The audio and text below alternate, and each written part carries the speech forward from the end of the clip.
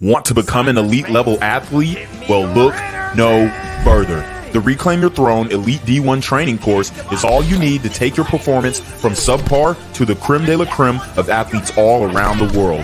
The purpose of this course is to give you a comprehensive weight training, speed, flexibility, recovery, and endurance program that is meant to prepare young athletes for collegiate and professional sports. This course is packed with over 2 hours of creative, action-packed lifts narrated and coached by yours truly to assure increased strength, speed, flexibility, recovery, and endurance. Hey, I get it. Training alone can be tough and can even make you feel misguided or somewhat unmotivated. But with this course, I walk you step by step through each and every lift to make sure you're using the proper form to prevent injuries and that you're hitting the correct muscle groups to render maximum results. So what are you waiting for? It's now or never. So go ahead and get the training course today so you too can reclaim your throne. Got to get into this one, man. This one is crazy.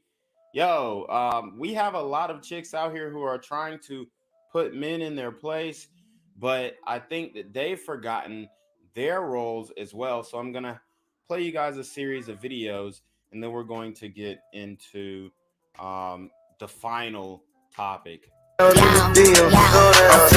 Okay, so I'm gonna mute that because that is copywritten. But it says, next time a female pisses me off, I'm sending my daughter to your son's DMs. Wow. So for her to get back at another woman, she's going to send her daughter to that woman's son's DM. I mean, how is that for female solidarity? And honestly, this woman looks like an absolute clown. I don't know if these are actual tattoos or just makeup, but this is really scary that she is a mother, okay? I keep telling you guys about these thug mothers, man. Thug mothers, thuggish single mothers. It's a real thing, and they're raising daughters out here. And quite frankly, it looks like that she's leading her daughter astray, especially with the tattoos. And then the mentality of using her daughter as a intercoursal pawn to get back at a woman that she is in a tiff with. I mean, it's absolutely insane. But these are the women who are raising the daughters of today. And that is why you have modern Generation Z women with the digital footprint of an adult film actress. How the fuck did you pull up to the motherfucking party and forget the perks? All right, so that is also a copywritten sound, so we can't play the whole thing. But for one, the sound says, how did you pull up to the MF party and forget the perks? How is this even an appropriate sound for this child to hear? Right? This child should not be hearing these types of words at this age, yet this woman exposes this young child to very vulgar music. So it says, how the F did you go over your dad's house and forget the money? Okay. Again, a lot of these women using their children as pawns. It's not a good look. I keep giving you guys examples of these single thuggish mothers, and especially to use your daughters as a pawn. That's even more of it's just even more of a shame, man. I really feel bad for these children because these women don't know what the hell they're doing raising kids. So the next video's caption says, when baby daddies refuse to help with $50 or less per week to support the kid. Give me peso, extendo. I carry bitches like I'm Prego. Okay. Then it says she put him on child support for $500 a month. So she was asking for $50 a week. That was $200, which really shows you how much she actually needed to raise the child. And yes, if her baby daddy was not giving her $50 a week, which honestly $200 a month, I would have just paid that up front.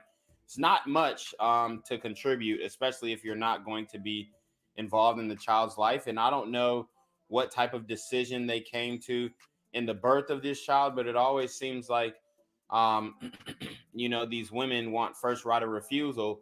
But when the man wants to refuse a child, it seems like they're not willing to do that, and you still are on the hook for child support. So to make it fair, men should be able to denounce their rights as a parent and whatnot, and their rights to the child. If women still have the option to abort the child, I think it should work both ways, or just get rid of the whole abortion thing, which I think is more favorable in my opinion. Okay. But it can't be one or the other. All right. And I mean, it's just wild. You chose this man. He didn't give you any type of commitment, and now you're begging him for money on a monthly basis. It's ridiculous, and these are the types of women who are raising children. All right, so now we have a Becky, and it says, what did you gain from messing with D1 athletes? Let's listen up. I done did a lot in the streets and them facts. PTSD like I came from Iraq.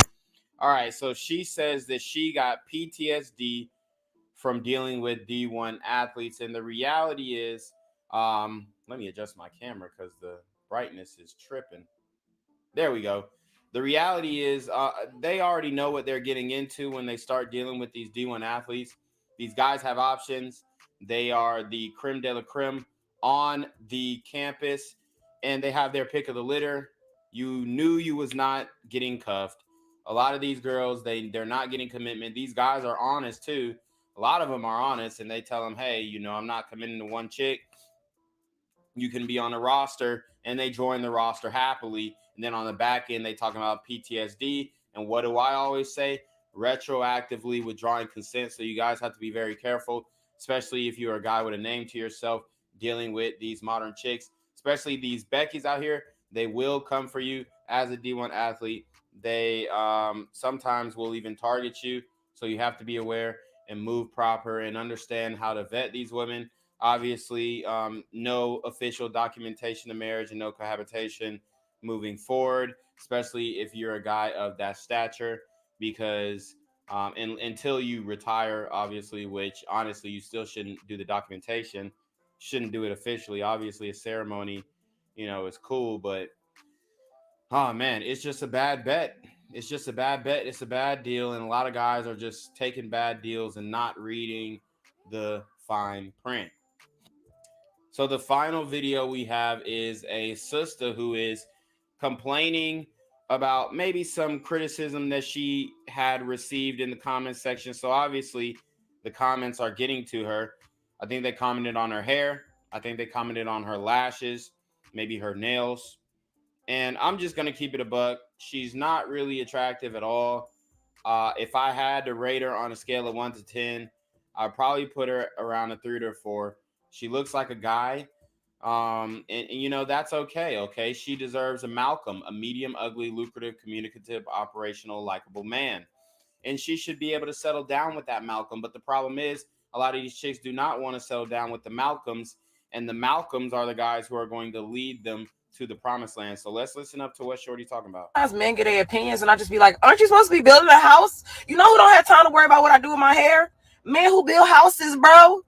Ain't you supposed to be building a log cabin? It's plenty of trees to be cut down, bro. You worry about the wrong stuff. I don't like girls' birthday makeup. Ain't you supposed to be lost at sea, bro? Ain't you supposed to be catching fish, bro? You supposed to be hunting, bro. Why are you worried about what I do with my face? I don't like lashes. I don't like long nails. Go build a house. You worry about the wrong stuff. Men used to be artisans, used to be craftsmen, bro. Go shine a shoe, bro. Start a business. You all up in man, start a business, bro. Paint something. Men used to paint, they used to sculpt, bro. You worry about, I don't like girls that build a house. Sculpt something. Have you seen a Sistine Chapel? That's what men used to make. We talking about some of the greatest architecture. Y'all, that's y'all bag. What you doing, bro? Go start a renaissance, bro. Start a renaissance, bro. Be all up in y'all feelings, sending paragraphs. Put that energy into writing a script, bro. Shakespeare been dead, bro. Who coming next? Not you. You over here typing paragraphs, tweeting, multi-tweet tweets, bro. Multi-tweet tweets, bro. That's what you do. You making Twitter threads, bro. You need to be threading and sewing, bro. Go start a new, house, design something, bro. So, I guess her point was that because men are critical of the way that women are looking nowadays with the makeup, the lashes, the weave, and all that, the deception, we should mind our own business and go build a house. Okay, but it's not that simple because men are still doing those things. Men are still overwhelmingly the plumbers. Men are still overwhelmingly the sanitation workers. Men are still overwhelmingly the sculptors, okay, the craftsmen. Men are still overwhelmingly the carpenters, okay? So men are still doing those jobs. But guess what? Women have actually given up their roles and what they were built on this earth to do. And that is to be a nurturer, to have children, and to follow a man's lead. Cook, clean, whatever that has to do with the domestic duties. They have given up their roles. So, she's very critical of these men in the comments, but the reality is men are still doing the manly jobs. We're still in the sewers. We're still on the oil rigs. We're still in the trucks getting our CDLs. We're still building houses. We're still in real estate. I mean, who do you think still does this? Who do you think built your car? Who do you think built your car? I mean, these women, it's like they're oblivious to the modern conventions that they are afforded in this day and age. And it's so funny because she's trying to hold men accountable, but a lot of women have gone away from their roles. And the reality is, she's not that cute. So obviously she is using a lot of enhancements. And I think she got pushback because people saw what she really looked like in the face. Now, I will give her some constructive criticism and say, hey, take the septum piercing out. That's not it. Honestly, you can't really do much with the face. I would say work on your body. But honestly, it doesn't even look like she's trying to attract men. She looks like she's going for more of the dyke look. And that's fine. If she is a lesbian, then all power to her. But speaking on men's business is where you're going to stop, because men have continued to handle their business, especially when it comes to the jobs that require heavy physical labor, firemen, okay, police officers, anything that you could think of that requires manual labor. Men are still upholding their roles in those positions. And a lot of women are just opting out and going to OnlyFans. So before you speak on what men are supposed to do conventionally and historically, you need to realize what men are still doing to this day and the infrastructure that you are afforded, that you enjoy the luxuries of. You need to understand that that is still coming from men, and it will come from men until this earth, gets hit with an asteroid or whatever. Okay. So, I mean, it's very funny coming from a very masculine chick. And the reality is, even if you are doing these jobs, a lot of women don't find that attractive. They want the scammer, the drug dealer. Okay. You guys, we've gone over videos where it's like scammer, 9-to-5 drug dealer, and they're picking the scammer. They're picking the drug dealer. So when you're telling us to go do these conventionally masculine jobs, but then the women are not rewarding those types of men who are working at the poultry, who are working at the, the power plant, who are working at the water plant. Okay. The farmers, are they really rewarding those guys? No, they're not. So men are starting to choose other professions that are going to be more attractive to women. And unfortunately, in the community, we have men choosing illegal professions in order to attract these women. So that's just the reality of what's going on today. So anyways, you already know what it is, man. It's your boy Reclaim Your Throne. Make sure you like, comment, share, subscribe. Same relationship questions to your email down below with a screenshot of your cash app so I know you paying your tithes, man. Y'all need to be on your mark for game with the BS. You already know. Reclaim your throne. Want to become an elite level athlete? Well, look no further. The Reclaim Your Throne Elite D1 training course is all you need to take your performance from subpar to the creme de la creme of athletes all around the world. The purpose of this course is to give you a comprehensive weight training, speed, flexibility, recovery, and endurance program that is meant to prepare young athletes for collegiate and professional sports. This course is packed with over 2 hours of creative, action-packed lifts narrated and coached by yours truly to assure increased strength, speed, flexibility, recovery, and endurance. Hey, I get it. Training alone can be tough and can even make you feel misguided or somewhat unmotivated. But with this course, I walk you step by step through each and every lift to make sure you're using the proper form to prevent injuries and that you're hitting the correct muscle groups to render maximum results. So what are you waiting for? It's now or never. So go ahead and get the training course today so you too can reclaim your throne. What's good, cyberspace? It's your boy Reclaim Your Throne coming at you with another crazy video. But first, my goal is to get to 5,000 subscribers by the end of the month. So make sure you go ahead and like, comment, share, subscribe. You already know, Reclaim Your Throne. So guys, man, we're about to have to go live and talk about Malu Trevejo, okay? Because she has some allegations against her. And there have been things said about her before, but this time I'm really going to get into the thick of it because a lot of people like to cancel men, okay? They like canceling men. They like saying, hey, you're doing wrong. You're a man, toxic masculinity. But look at what happens when women get power. Look at what happens, okay? I'm not saying this is all women and all that kind of shit, okay? I'm making the disclaimers now. But I think when it comes to beautiful women, which, Malu is, we'll give her a rating. I'll kind of show you guys what's going on with her. But let's go back in time because Malu is indeed a manufactured biatch. Okay, she's a manufactured bitch. She's a manufactured bitch. Okay, she has had cosmetic surgeries. She has enhanced her body. Now, I'm not gonna lie, looks great. Okay, it looks good. Okay, they're saying my letters are backwards again. All right, switched it. So the cosmetic surgery that she got looks good, and it looks like she pretty much has removed all of the prior posts that she had. I think this is the only one where she didn't have the the breast enhancements in.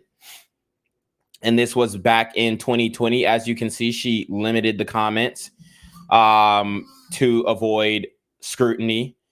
But I mean, she's pretty cute. Okay. Before all the surgery, I would say that she was a 6. And with the illusion of surgery, it had brought her up to maybe a 7.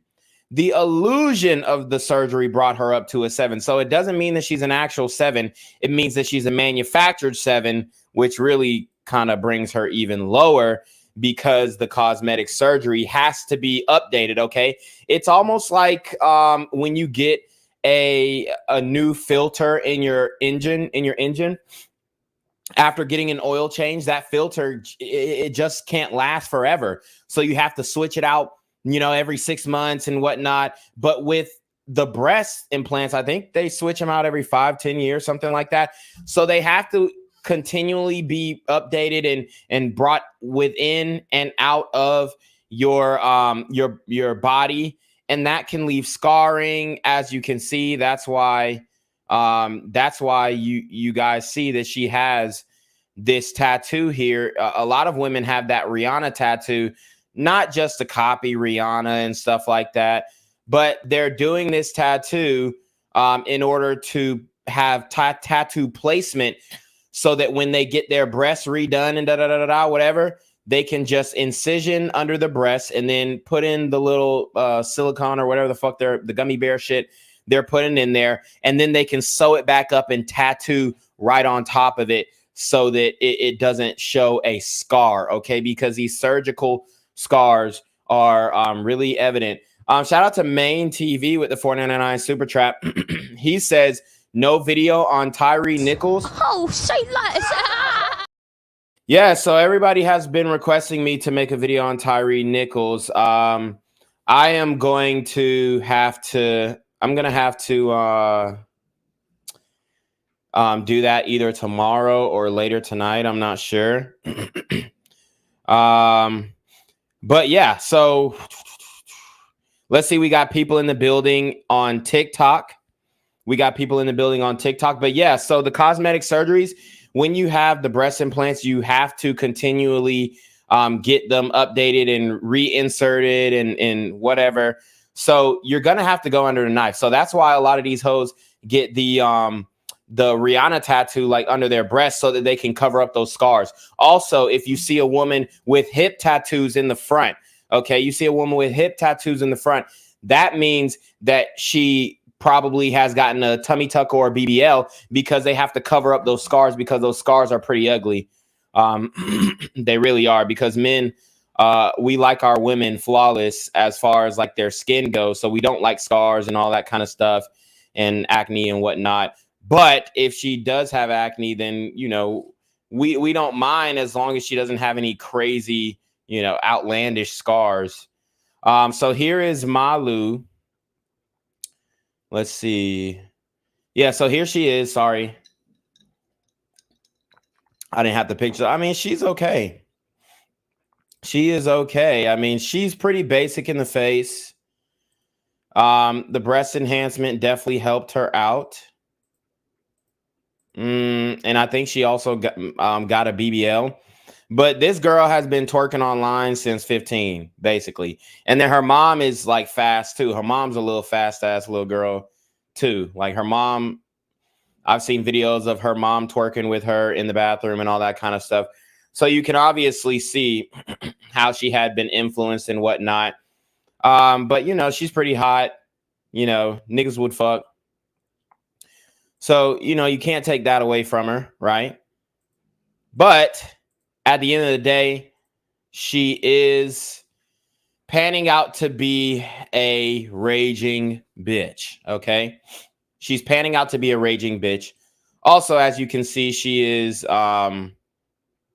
inserting the, I would say, the illusion of homosexuality, which we're going to go ahead and get into as well, which the woman that she's with, her account has actually been taken down. I guess she is a OF model, just like Malu. Malu has an OF as well, which I don't know what type of content she puts on there. I don't know if she's having sex on her OF, but I know that she does have an OF. So she was in the studio with Young Thug. Okay. So she definitely has a luxurious life and whatnot. And that brings me into my next topic.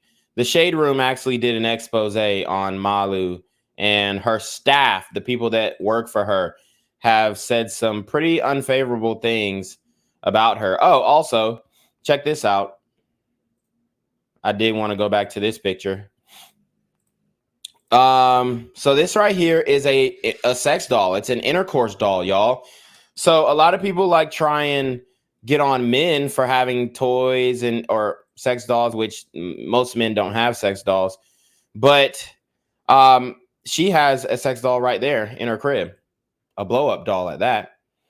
So if you go to the link in her bio, which I've told you guys, any woman with over 100K Instagram followers or followers on any social media platform has any woman that has over 100,000 followers is a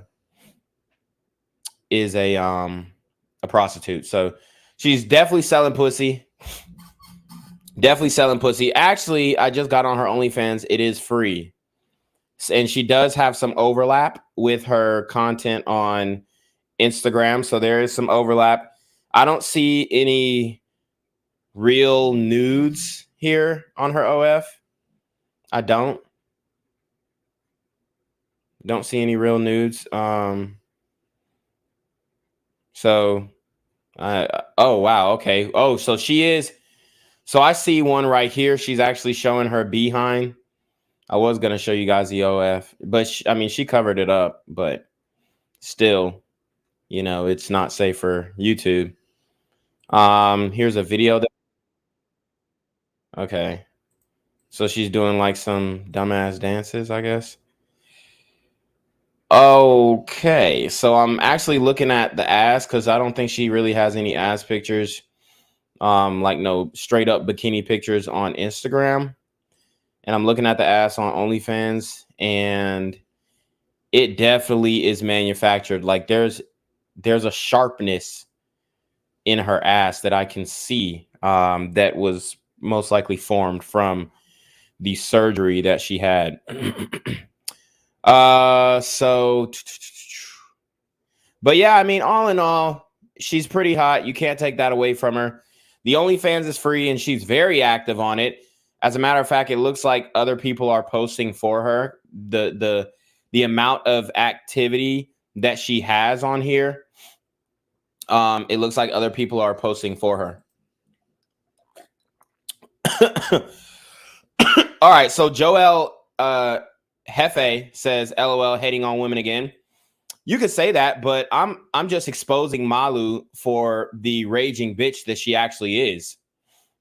Okay, the way that she is treating her employees, black employees, the racism that she is exemplifying in the workplace, which we're going to expose, the homophobia that she exemplifies in the workplace as well. You can almost liken it to a lot of these men who have been Me Too'd, maybe even a Harvey Weinstein. Okay, Malu is damn near the female version of Harvey Weinstein. Okay, she's using her position of power in order to grant herself sexual favors from her employees. Now you're going to tell me that I'm hating on women because I'm exposing this, and no, I'm exposing her because she is not a good person, and she is your daughter's role model. And I'm telling you this because she is influencing your daughters to become just like her. So you can be mad all that you want, but the reality is that Malu has exposed herself for being a raging bitch, a racist, and a homophobe. And I'm going to prove that in this live stream. So if you guys are watching on TikTok, come to my YouTube channel, #Reclaim Your Throne. And we are going to expose Malu for who she actually is. All right. Because a lot of people like to come and say, oh, well, you're a homophobe and da-da-da-da. As you guys know, I have had homosexual people on my channel, and they have been treated with nothing but the utmost respect. Okay. Although I don't agree with the lifestyle and the choices, I have respect. All right. If I had homosexual people working for me, I would respect them. Malu does not. All right. So we're going to go ahead and get right into it. Joel, hey, I guess this is a burrito gremlin. This is one of these Mexican niggas, I guess. He says, go to the gym or something inward. Get off social media. How about you get off social media because you're watching me? He also says you're the male version of Marilyn Monroe. Okay, so we could talk about Marilyn Monroe too, because she was a whore as well. All right. She was pretty much the whore of Babylon in America in the 1950s through the 60s. Marilyn Monroe actually had sex with underage men. Ooh, I bet y'all didn't know that. Yes, she did. Marilyn Monroe was a pedophile, and if she was alive today, she would have been arrested for statutory rape, okay? Because Marilyn Monroe had intercourse with underage young teenage boys who were involved in the mafia, running guns for the mafia, running secrets for the mafia, whatever, okay? Marilyn Monroe was the designated whore of the mafia, okay? And she fucked their sons and she fucked their nephews all the same. And she fucked their fathers and grandfathers. So you can come over here and talk all this shit, but I've got the knowledge, baby boy. All right, I got the knowledge, baby boy. And if Marilyn Monroe was alive today, she would be arrested for statutory rape. So if there's no way that I could be the male version of Marilyn Monroe, because for one, I'm not a whore. For two, I'm not a pedo, okay? And for three, I'm not a rapist like she is. So, I mean, we're cooking out here. We are cooking out here. So let's get into Malu, okay? Let's get into Malu. I mean, and you can pretty much get into her on her OnlyFans.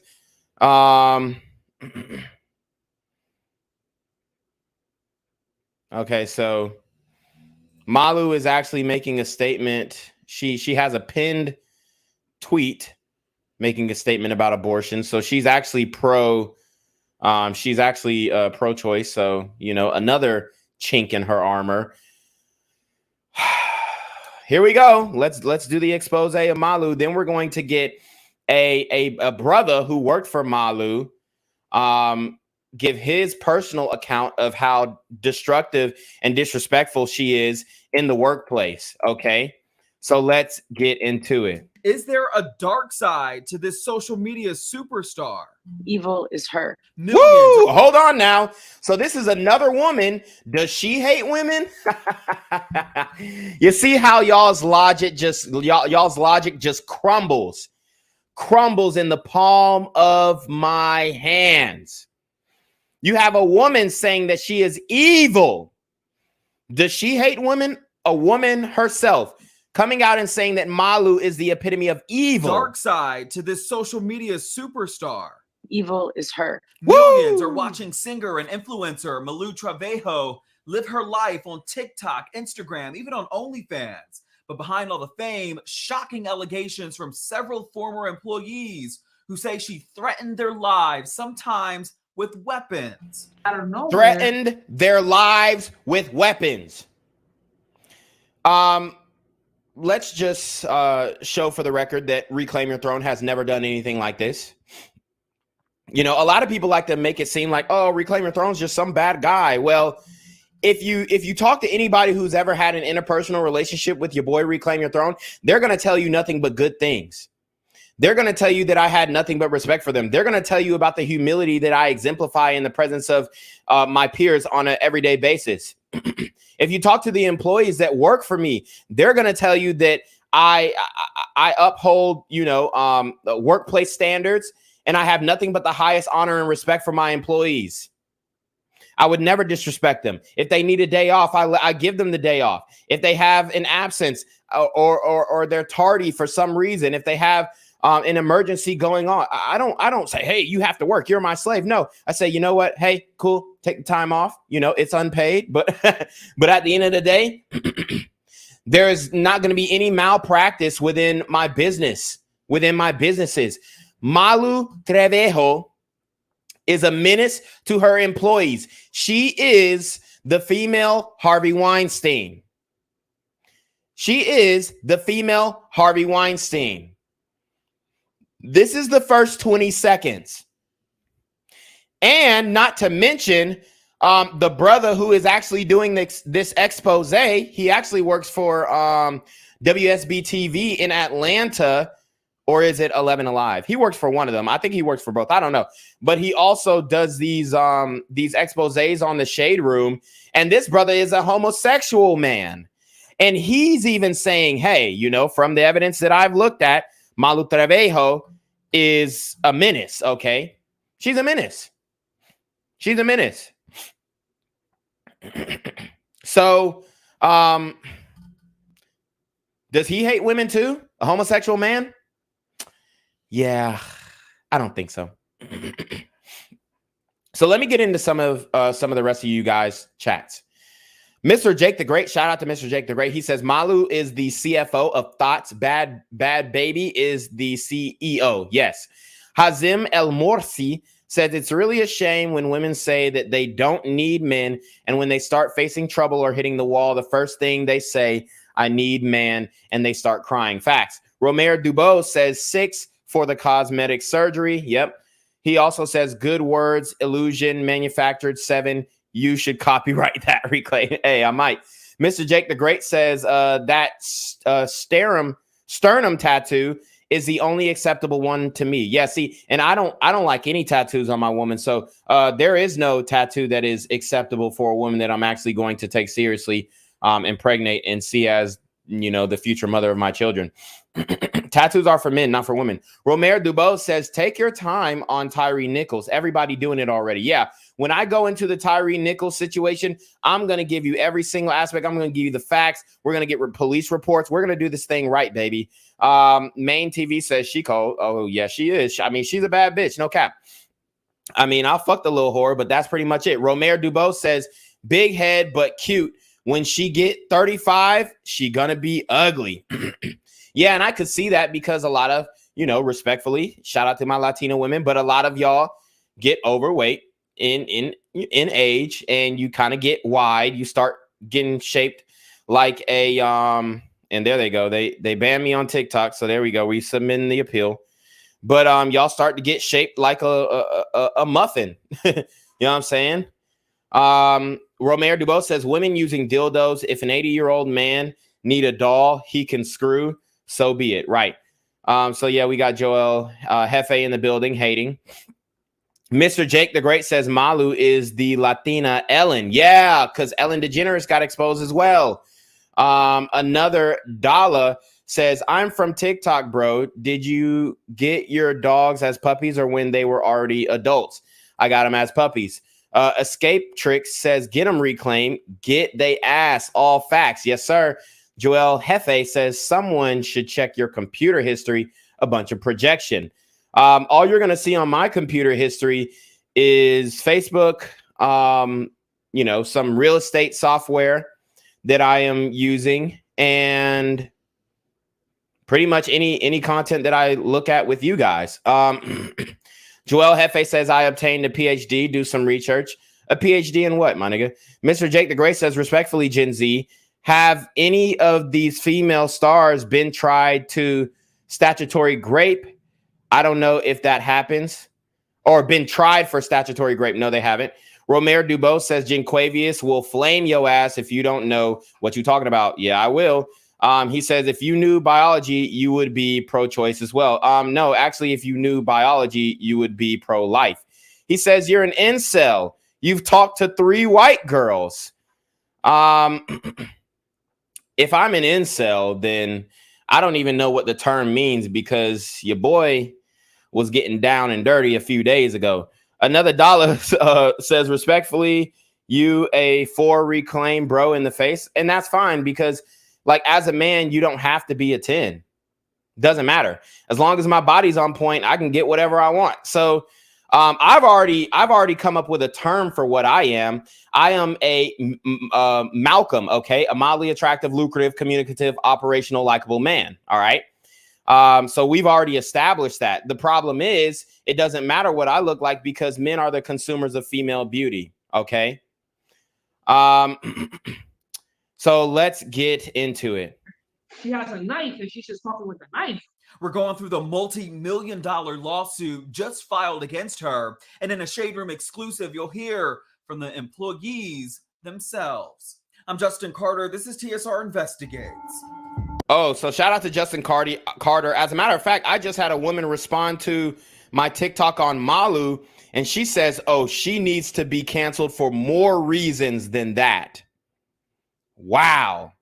So they're saying there's more reasons why she should be canceled. And this is a woman with 52,000 followers on TikTok saying this to me, responding to one of my comments.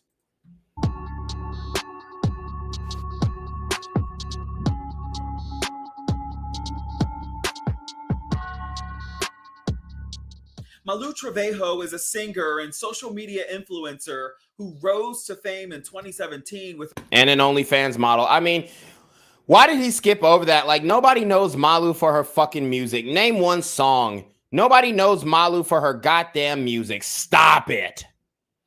Stop it. The only reason that she gets any type of views is because people want to see her shake her ass. Let's not spread any false aspersions over that. People want to see her shake her ass. Nobody knows her for her goddamn music. They know her for being an Instagram model, being a TikTok Tatiana, and being on OnlyFans.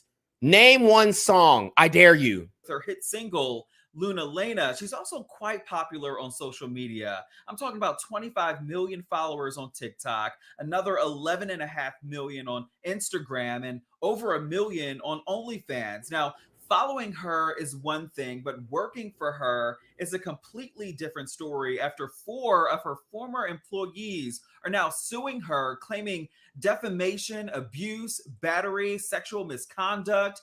And when we started looking into that lawsuit, the disturbing allegations got worse and worse, including a former personal assistant, Victoria Barreto, who says that Trevejo tried to lure her in her bed and sexually harass her. Wow. And I don't even like how they presented that, because if she tried to lure her into her bed and sexually harass, which they really meant sexually assault. They really meant sexually assault, not harass. They meant assault. Malu tried to grape this young lady. Malu tried to grape this young lady. This had nothing to do with no assault or no harass. This was straight up sexual assault. Cut plain and simple. Malu tried to grape this woman. And if it was a man, he would be, he would be arrested on all types of human trafficking, kidnapping, and all types of shit.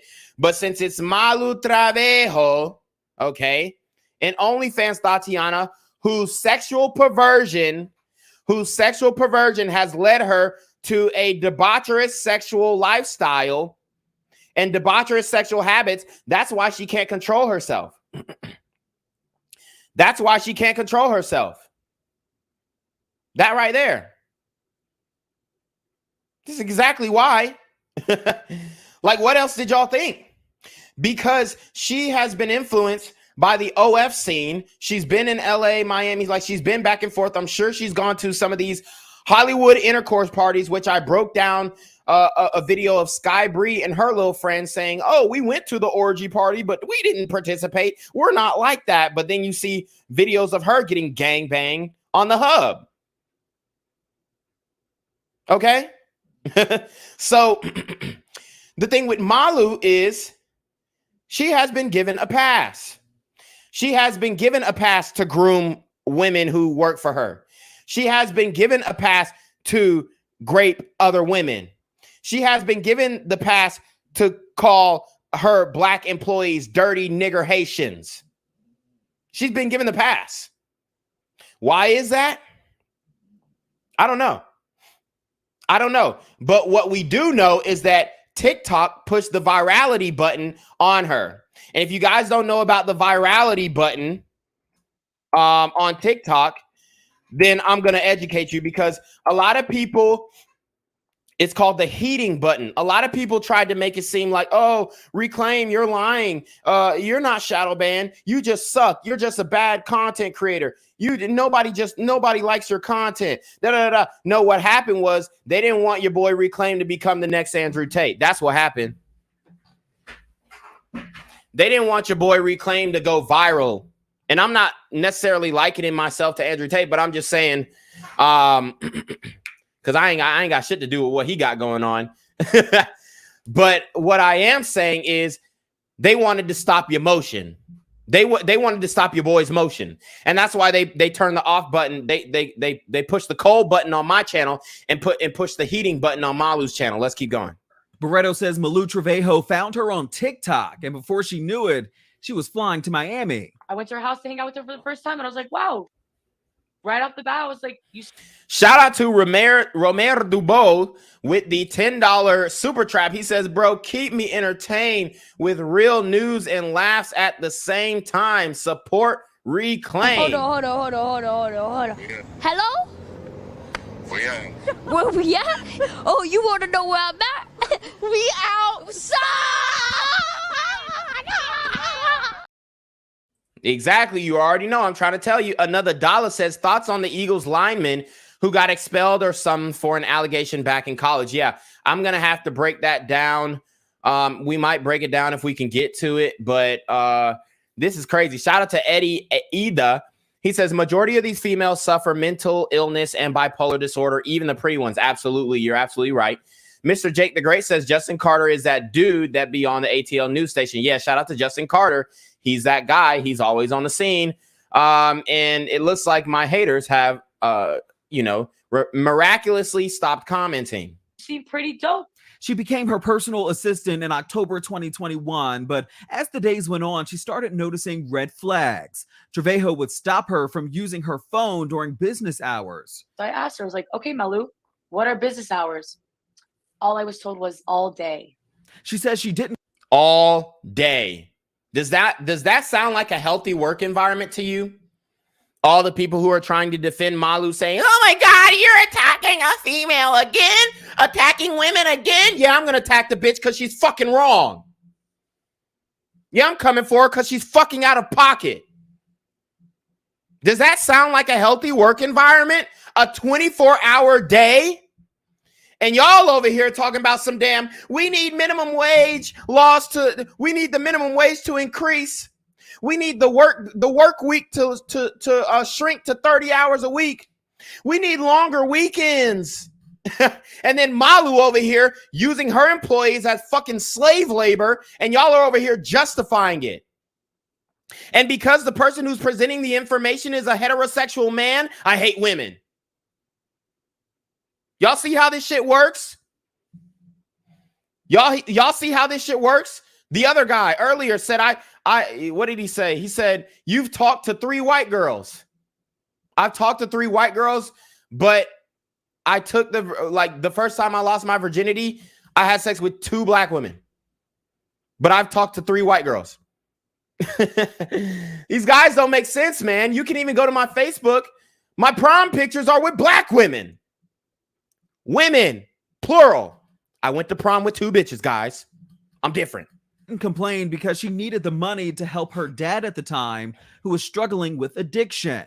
She was paid $4,000 a month. My dad passed 2 months ago, and I got this job with Malu to help him, to help my mom, because they're both foreign, they're Brazilian. She says Trevejo began wanting more out of their professional relationship.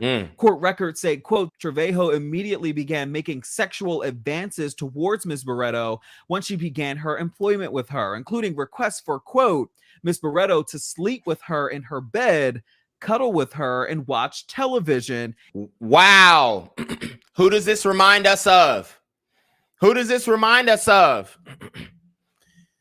It sounds very much like Michael Jackson-esque. It sounds very much like Dan Schneider-esque, okay? It sounds very much like these Hollywood executives, Harvey Weinstein, who are using their employees, promising them riches and fame only if they sleep with them. What would happen if a man invited his female employee to bed with them? What would happen if I hired a maid to come to bed with me? Do you guys consider that ethical? No. You think these women on OnlyFans have no ethics? And they always talk about, moving ethically and, using emotional intelligence. And dude, these bitches are full of shit. They're full of shit. They're full of shit, man. And prohibiting her from taking time off or away from Miss Trevejo's home, end quote. Barreto says that she complied at first out of fear of retaliation. Go in her bed, sleep there, and that's it. Court records say that after turning down Miss Trevejo's sexual advances, Barreto experienced a shift in her treatment, including increased aggression, dismissive and cold shoulder responses, and fits of rage, during which Trevejo will berate her, calling her stupid and dumb. Wow. She's mad at me. Wow. So when she's mad at her employees, she calls them stupid and dumb. This woman is a predator. This woman is a gaslighter. What do they say about men? Men just keep gaslighting women. Men are just out here gaslighting every single woman that they encounter like they can do no wrong. Well, guess what? When a woman does it, lock it up, throw away the key. Nothing to see here. She's literally gaslighting a female employee who is probably on the sexual orientation spectrum, She's over here gaslighting this woman, making it seem like she's doing a bad job and she's not doing enough for her job. She's grooming. She literally took this woman from TikTok, just like they're saying Andrew Tate, oh, he's flying bitches out. Okay, bitches get flied out. They get flued out. Plain and simple. Bitches get flued out. Okay? They get flued out. That's what's happening. So when Andrew Tate flies a bitch out, it's a problem.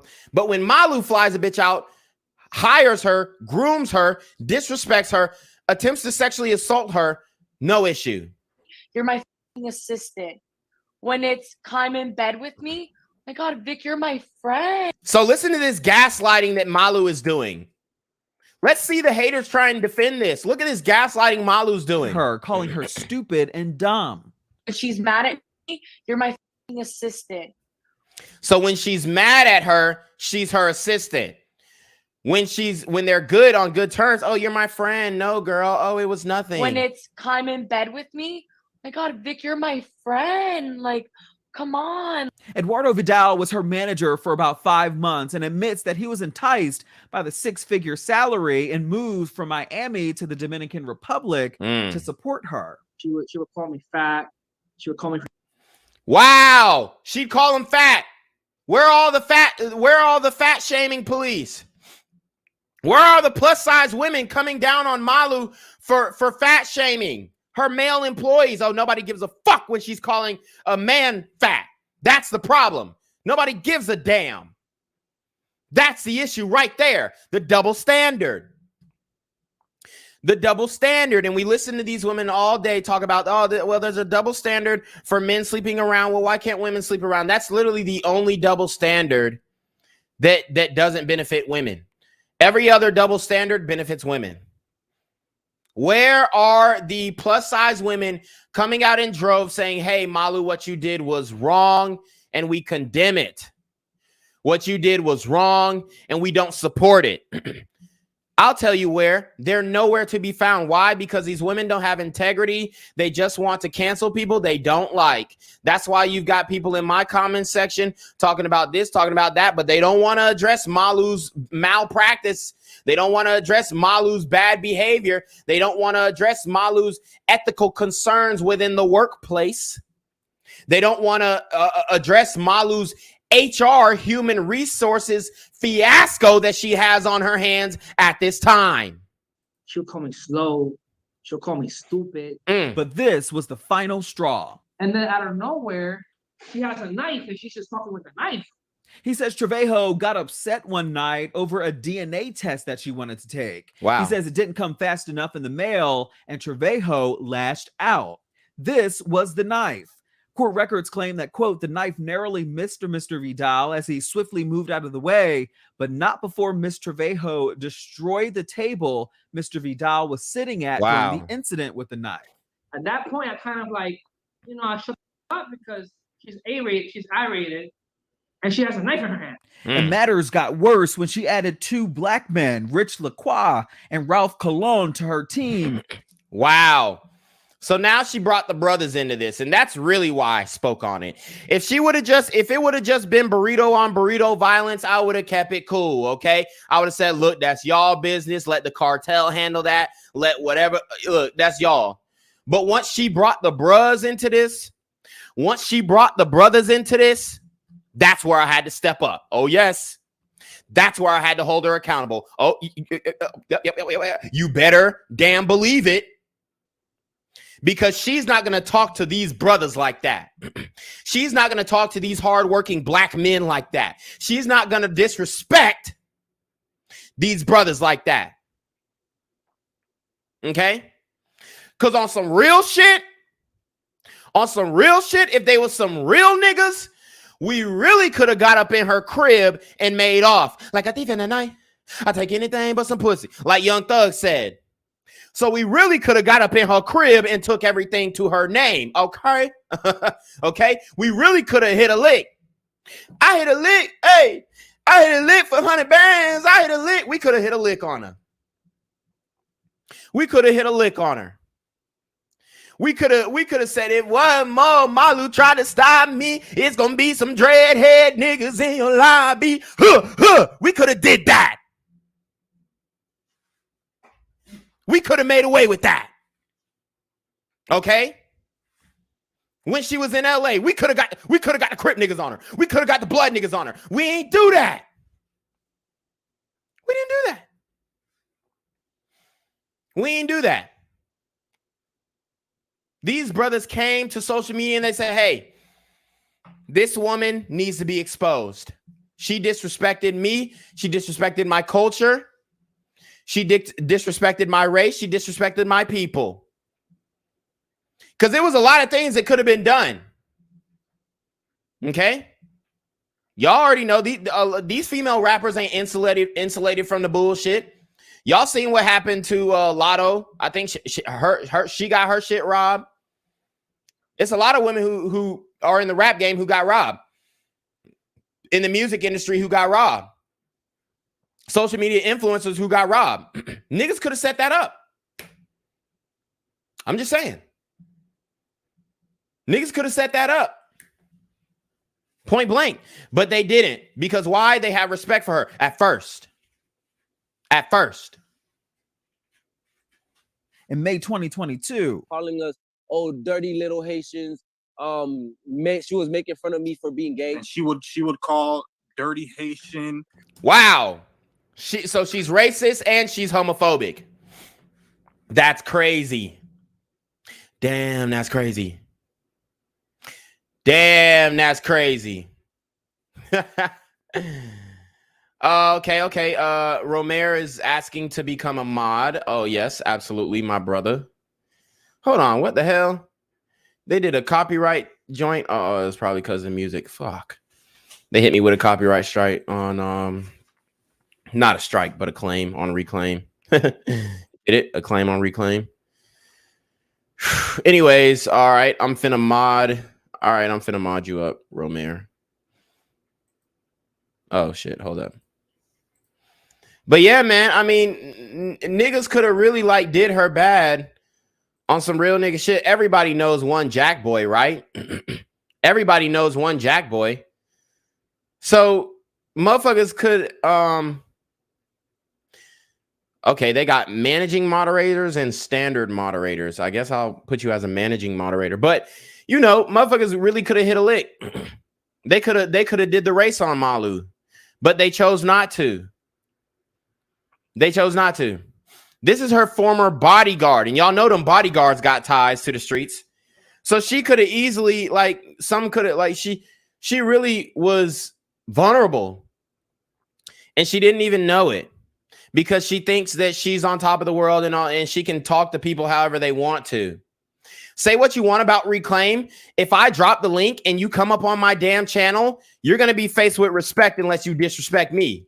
So I'm dropping the link now. If we got some dissenters, if we got some people who going to come up on and show their face, you're going to have to show your face. You're going to have to show your face because I do. That's just how it is. So let's keep going. I would say a bunch of racial slurs. Her former bodyguard, Ralph Colon, also only lasted for 5 months. That's traumatizing. He claims in court records that, quote, Trevejo frequently instigated verbal and physical altercations with people in various places with the intent of Ralph Colon intervening. So you heard that. She has this big pit bull and she's intentionally getting into altercations, getting into fights, getting into situations that could have been easily avoided and de-escalated. What happened to the female grace? What happened to women being nurturers? Once they get power, once they get a little pit bull on their side, they're trying to sick him by any means necessary on anybody who they deem as a threat or who they just want to intimidate. Malu is acting like a female cartel boss. Malu is moving like El Chapo's wife. I mean, how are y'all defending this? He also says that Trevejo threatened to fire him if he didn't break the law for her. She's smoking weed in the car, putting my life in danger, telling me to burn red lights. smoking weed in the car, putting other people's lives in danger. And this brother might have some prior felonies. He can't be in the car with no weed, bruh. Telling him to burn red lights, screaming at him if he does it. She lucky that nigga ain't turn around and slap shit out her. This is not how you treat your employees. This is an HR, human resources disaster.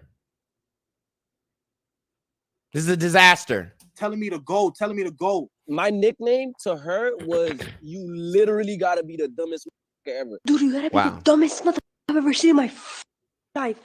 That's her voice. Run it back. That's her voice. That's her. Just like they got tapes on Andrew Tate, they got tapes on Malu too. Gotta be the dumbest ever. Dude, you gotta be the dumbest motherfucker I've ever seen in my life. Look, and let's keep it a buck.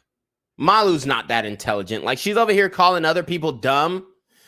Malu is not smart, y'all. Like, the bitch is dumb as hell. All she is, like, she's one of those, like, dumb little girls who uses her sexuality to come up in life. That's literally all she is. I told you guys, any woman with over 100K followers, she's a fucking prostitute. She's selling pussy.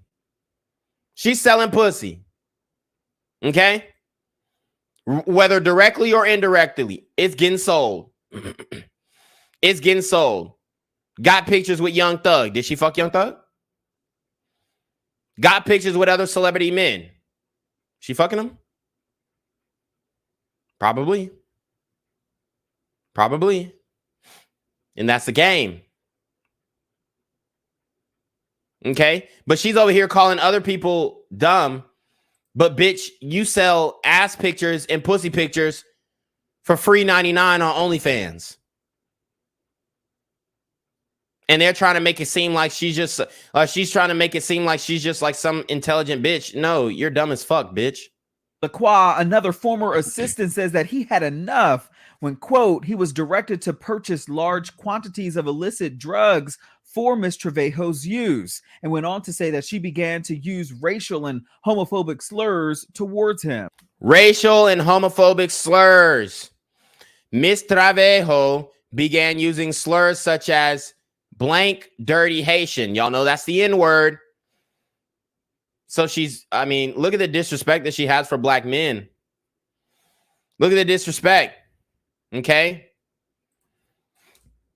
All right, and I'm gonna try and get this document.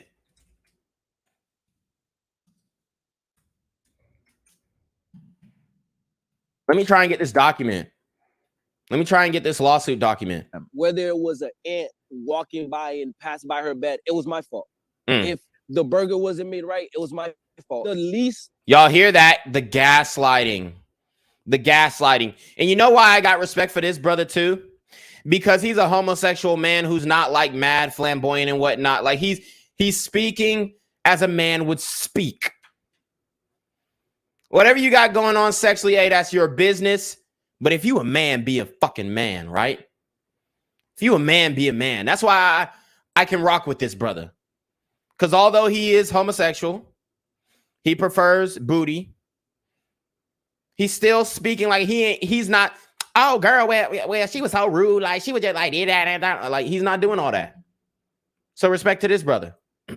Thing is, you could do is just give me some respect. We reached out to Malu Trevejo and her team, and we got a response from one of her representatives who say that Ms. Trevejo is aware of the false allegations in the lawsuit and looks forward to defending herself against these baseless claims. False For allegations. TSR Investigates, I'm Justin Carter. So they're false allegations, huh? No, ma'am. I got the lawsuit documentation. It's 20 pages. It's 20 pages. We can read it. Oh, man. Oh, man, they're trying to make me pay to download it. Let's see. Let's see if I can get these documents, y'all. Let's see if I can get these documents, y'all. Because it's out there. It's out there. And we're going to break it down. We're going to break it down because this woman's a piece of shit. I don't care what you say. And it's other female TikTok influencers exposing her too. Okay? So y'all you say that I'm this and I'm that and oh yeah, whatever. Yeah, all right. Yeah, all right. I'm gonna just keep hitting you with the facts because she's a piece of shit, man. She really is. And she needs to be knocked down a couple pegs. I'm texting you through the other phone and you don't fucking answer. This is pissing me off. I told you yesterday. Get me the chef. I want to be here. I won. Okay, so she's mad at this woman because she's not answering her phone. But guess what they do when men do this? When men send like double text or send threatening voice messages when a woman doesn't answer her text, oh, you're the worst man in the world. I told you, women love exposing men on social media and embarrassing men on social media. So when you DM them, double text them, whatever, they're going to try and make you look bad. They're going to try and make you look bad.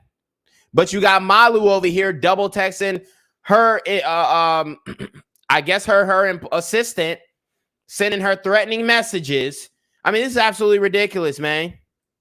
And she is saying there's still false allegations. She doesn't want to take accountability. See, I may not have done this video if she would have said, hey, I'm so sorry for my actions. I'm a fucking bitch. I'm a complete brat.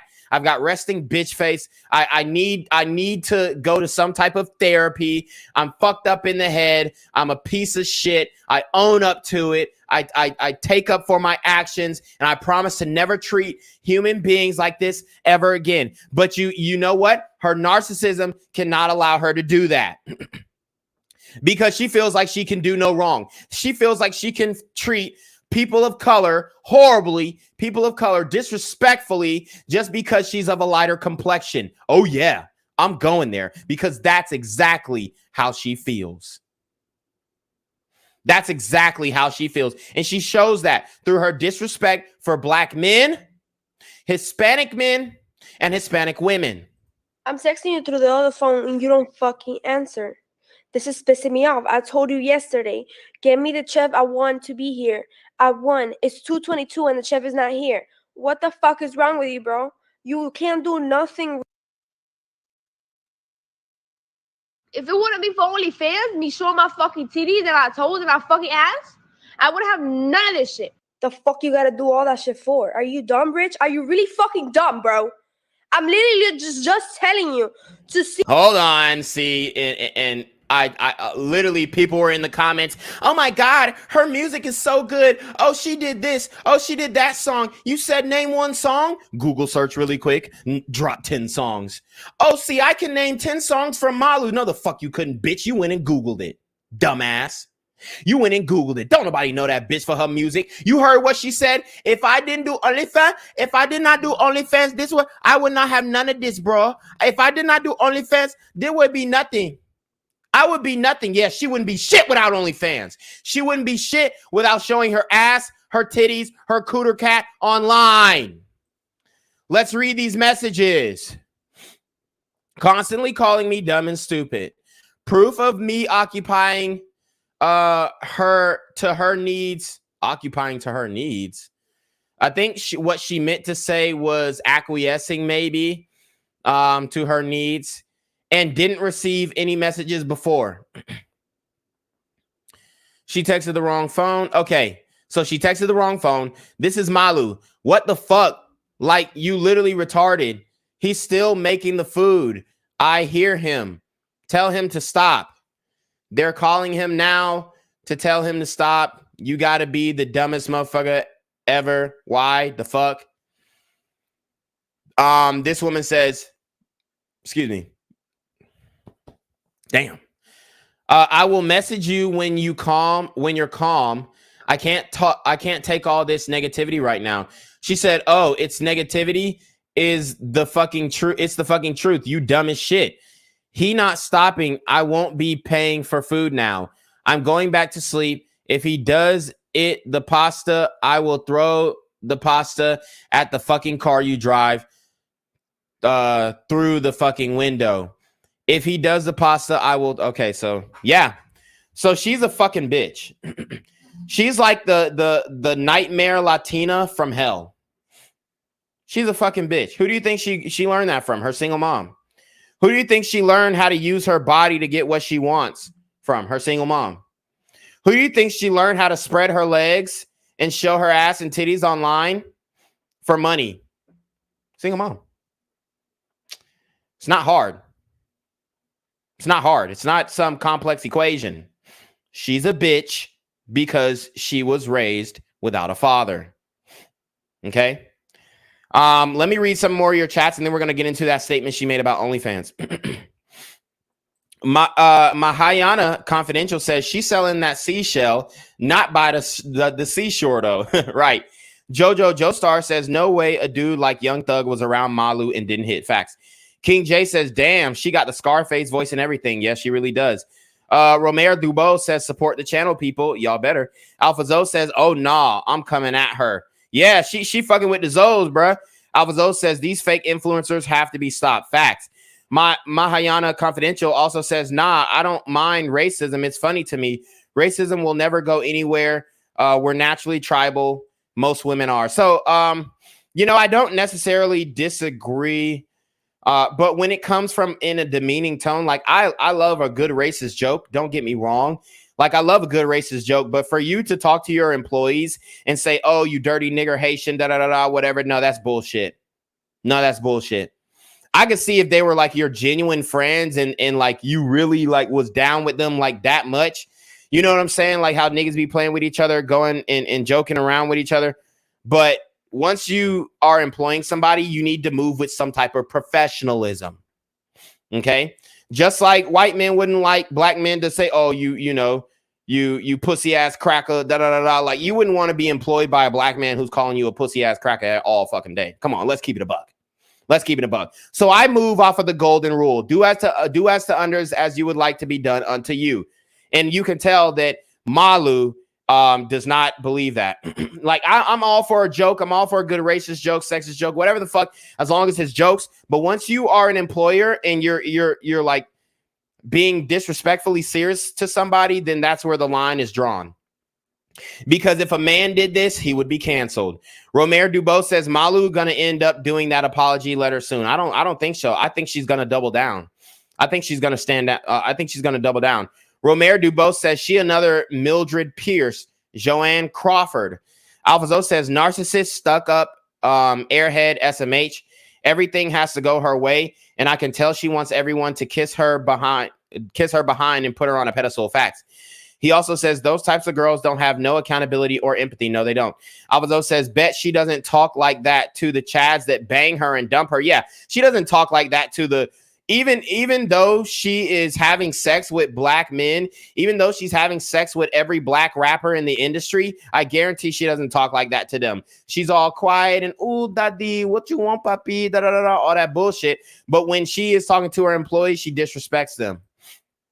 Romero Dubo says, she got that Cardi attitude and she ain't near Cardi. Yeah. And from what I'm seeing, I haven't really seen that Cardi be like super disrespectful to her employees. So I'll give Cardi respect for that. Alphazo says, how do I know she had an OnlyFans? Yeah. Mayana Confidential says she sounds special. Romero Dubo says titties. Alphazo says looking down on men and acting like the world revolves around her, but all she's known for is her sexuality and sucking dick. Right. Romero Dubo says she definitely dumb though. Oh yeah, she's dumb as shit. Noel D says at least she can admit she's nothing without being a manufactured bitch. Facts. Spark that shit says, damn, you cold, bro. I love it. Oh yeah, you already know, nigga. Alvazo says that is how most girls talk to men, and you men accept it and let them get away with it. Yeah, that would never happen to me. Alvazo says, I'm telling y'all, they don't talk like that around the rappers and athletes. They are starstruck and turn submissive. Absolutely. Alphazo is absolutely 100% correct. The only time they start talking disrespectful to these rappers and athletes is after they fucking chuck them, maybe leaving with a baby or two in tow, and then they getting salty talking about my baby daddy ain't shit, okay? Alphazo says they pick and choose when to be disrespectful and hateful towards men. Absolutely. Like the women who say, oh, I hate all men. Yeah, except the Chad that you're fucking and sucking his cock, right? Spark the Shit says men can make racist jokes and laugh after if they friends. Women don't have the brain capacity to take anything as jokes. They really do want to hurt you. And you're absolutely right by that. Spark that. If it wouldn't be for OnlyFans, me showing my fucking titties and my toes and my fucking ass, I wouldn't have none of this shit. The fuck you gotta do all that? So you heard what she said. If it wasn't for OnlyFans and showing my titties and showing my ass, I wouldn't have none of this shit. Run it back.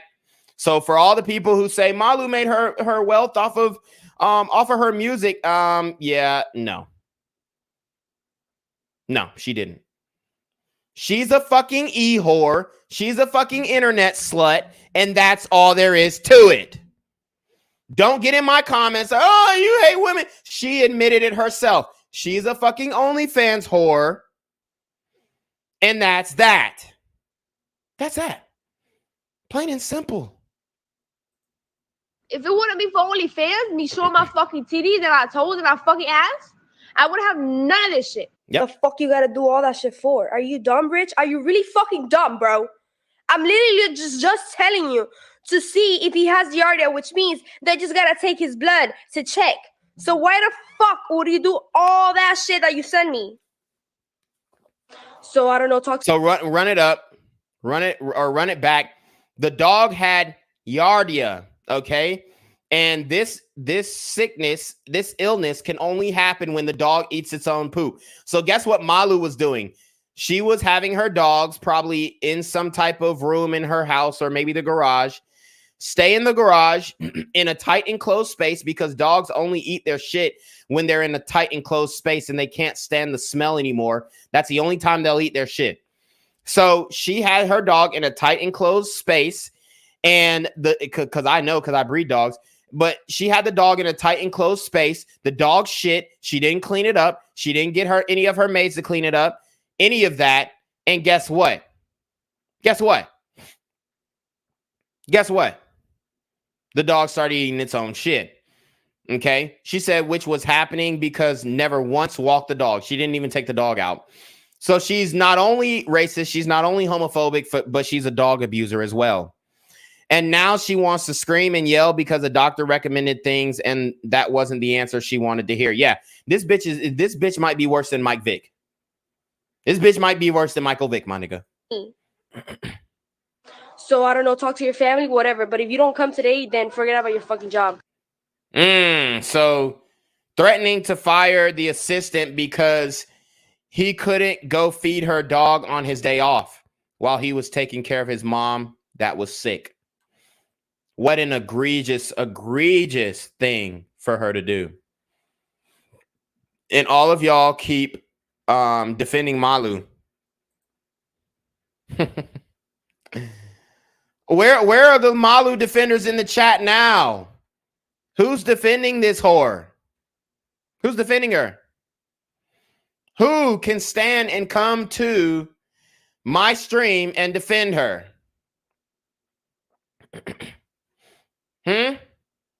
Who dares? I mean, it's so crazy. And matter of fact, I don't even have to. We're gonna get into this. Whew. We're gonna get into this. I'm gonna get into the lawsuit document. I'm not even gonna download it. She's hot, but yes, at what cost? At what cost? She is a raging bitch. And that is not up for debate. That is not up for debate. At all. So let's get into the lawsuit document. We're just gonna go full screen with this joint. So y'all don't think I'm making this up. Reclaim, you're just making things up. Malu's a good person. No, she's not.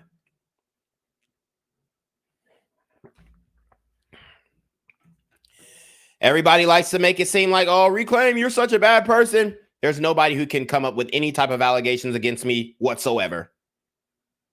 Whatsoever. Okay? Not no racist allegations. Okay? Being disrespectful to my employees. So, this is an action for damages not in excess of $4 million. exclusive of interest, costs, fees, and punitive damages. So they want $4 million walking away. Corporate defendant MLT World LLC is and was registered and doing business in Miami-Dade County, Florida. Venue and jurisdiction are proper in the Circuit Court of Miami-Dade County, Florida. Factual background. Plaintiffs reallege and incorporate all preceding paragraphs herein. At all times, material hereto, plaintiffs were employed or employees of defendants working in various positions supporting Ms. Trevejo and her business MLT as follows. Victoria Barreto, okay, individually known as Miss Barreto. Date of employment, October 2021 through December 10th, 2021. Job description, personal assistant. Job duties, keeping Ms. Trevejo on schedule for business appointments, facilitating all personal requests made by Ms. Trevejo within the scope of her activities as it pertained to perpetuating MLT. Ralph Colon, okay. Dates of employment, May 8th, 2022 through October 10th, 2022. Job description, security guard, bodyguard. Job duties, keeping Ms. Trevejo safe from physical harm, okay. Edward Vidal, individually known as Mr. Vidal. Dates of employment, December 2021 through May 2025, or my bad, May 25th, 2022, and July 23rd, 2022, through October 17th, 2022. Job description, assistant and co-manager. Job duties, keeping Ms. Trevejo on schedule for business appointments, facilitating all personal requests made by Ms. Trevejo within the scope of her activities as it pertained to perpetuating MLT, okay? Which Neverson LaCroix, okay? Date of employment, May 2022 through August 2022. Job description, personal assistant. Job duties, keeping Ms. Keeping Ms. Trevejo on schedule for business appointments, facilitating all personal requests made by Ms. Trevejo within the scope of her activities as it pertained to perpetuating MLT. Plaintiffs resided in Ms. Trevejo's home in Miami-Dade County while working for her, but also traveled with her nationally and stayed with her for extended periods in Los Angeles, California, as needed while perpetuating MLT. Ms. Trevejo works as a social media influencer and socialite. Ms. Trevejo submits content on multiple social media platforms, including TikTok, Instagram, and OnlyFans. Oh my God. Imagine how embarrassing it is to have in certified, notarized legal documents that you're an OnlyFans whore. Imagine how embarrassing that is. Shame. Shame. Tusk. Okay. Imagine how embarrassing it is to have your claim to fame in court documents and notarized court documents be OnlyFans.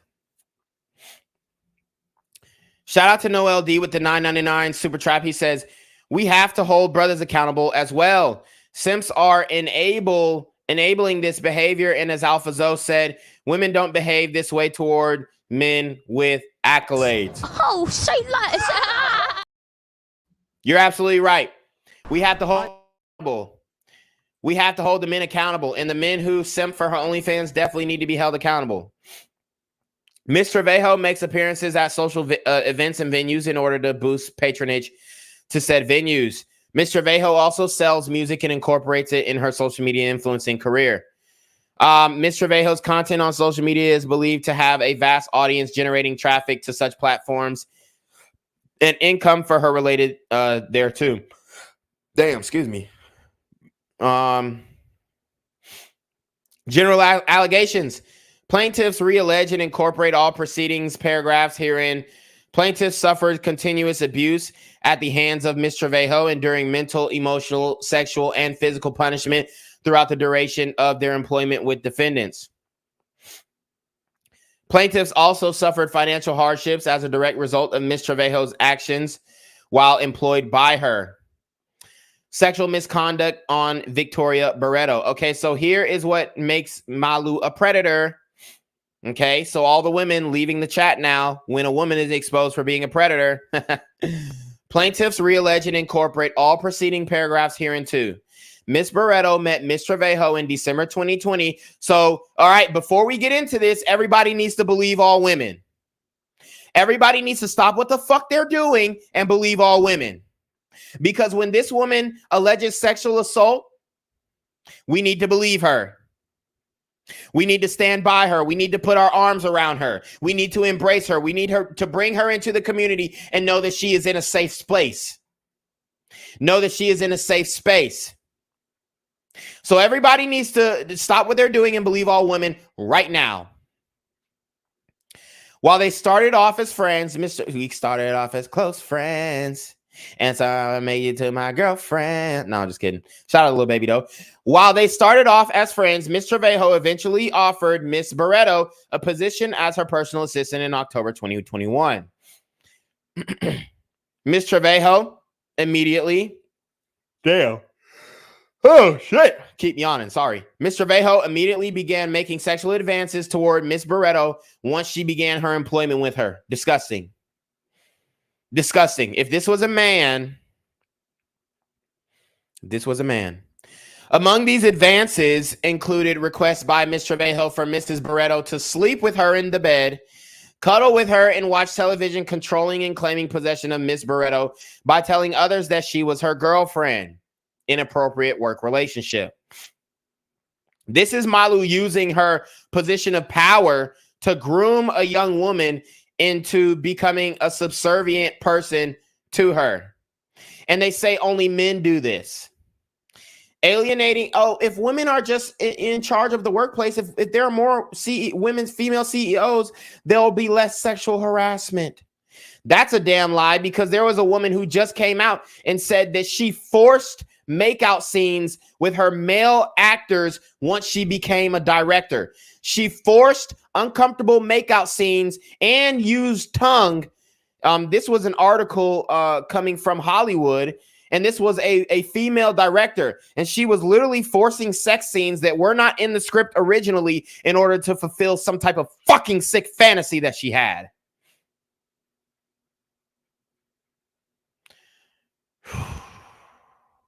Woosah. Woosah. Let it be known that Malu Trevejo has not been shadow banned. Let it be known that Malu Trevejo's content on OnlyFans, TikTok, Instagram, YouTube, none of these have been stifled or stopped by any means. There has not been an effort to remove her from any social media platforms. There is not a peep of dissenters, disagreeing with her content. She's not being banned on TikTok. She has 25 million followers on TikTok. She's getting on average about 1 million views a video, 500,000 to 1 million views a video. No type of stifling in her content's traction. No type of shadow banning. No type of reprimands from social media oligarchs. But when you look at the men's channel, when all we're trying to do is expose this shit, you get destroyed in the algorithm. So that's why I ask you guys to hit that like button, hit that subscribe button, because this message cannot get out without you guys. And I thank you guys, and I appreciate you guys. And I'm not one of these content creators who are usually female content creators who just use my subs for cash and don't give a fuck about them. I read all your chats, whether they're not in super chat form or not. That's how much I respect you guys. Because I not only respect the dollar that you provide to my channel, I respect your fucking opinions. And guess what? I'm going to go and see what you guys' opinion is, because I want to honor it and I want to respect it. Even the haters. Even the haters. Even the haters. That's the type of man that I am. So for all these people who want to smear my, rub my name in the mud and discredit my character, go ahead. Try it. Find one person in real life that I've ever done dirty in any way. Never done one person dirty in any way in my whole fucking life. Imagine that. Okay? Not this dirty, at least.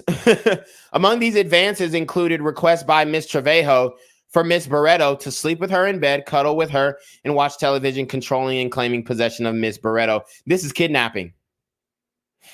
This is kidnapping. This is holding a woman against her will. This is holding a hostage. This is sex trafficking. This is sex trafficking. If Andrew Tate is being charged with sex trafficking, Malu needs to be as well. Okay? Alienated and isolating Miss Barreto from her family and prohibiting her from taking time off or away from Miss Trevejo's home. This is literally sex trafficking. This is what they have. This is what they got Andrew Tate still in jail for. He just lost his appeal for release yesterday. This is what they have Andrew Tate in jail for. This is what they have Mr. Tate in jail for, guys.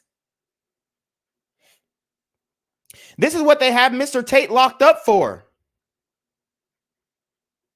This is disgusting that this woman is still outside. None of her social media accounts have been taken down. They mass deplatformed Mr. Tate. They mass deplatformed Mr. Tate, and he broke not one law. He broke not one. In this claim, in this civil lawsuit for $4 million, Malu has broken several laws. Criminal action could have been taking place against her. Holding people against their will. This is what they have Mr. Tate in custody for, guys. It was clear and apparent to Miss Barreto that her compliance with Miss Trevejo's advances was required in order for her to maintain her employment and be in good standing with Miss Trevejo. See, on this channel, we bring the fucking document. You know what? I got time. I'm going to read the document. I'll read the document. And you know why I'm calling for the social media platforms to deplatform Malu Trevejo? Why? Because they'll do it to any man. And they have the capability. Oh, yes, sir, they do. Yes, sir, they do. I've got the article pulled up from Forbes.com on the heating button that TikTok has. And if they got a heating button, they got a cooling button. This bitch on social media is like a fucking thermostat. Just like they can turn the heat up, they can turn the air down. This is not a game. Everyone who is popular is manufactured to be there. Only few slip through the cracks. Yes, sirree, only a few. And a lot of that is based off of luck. The game is rigged and they're unapologetic about it.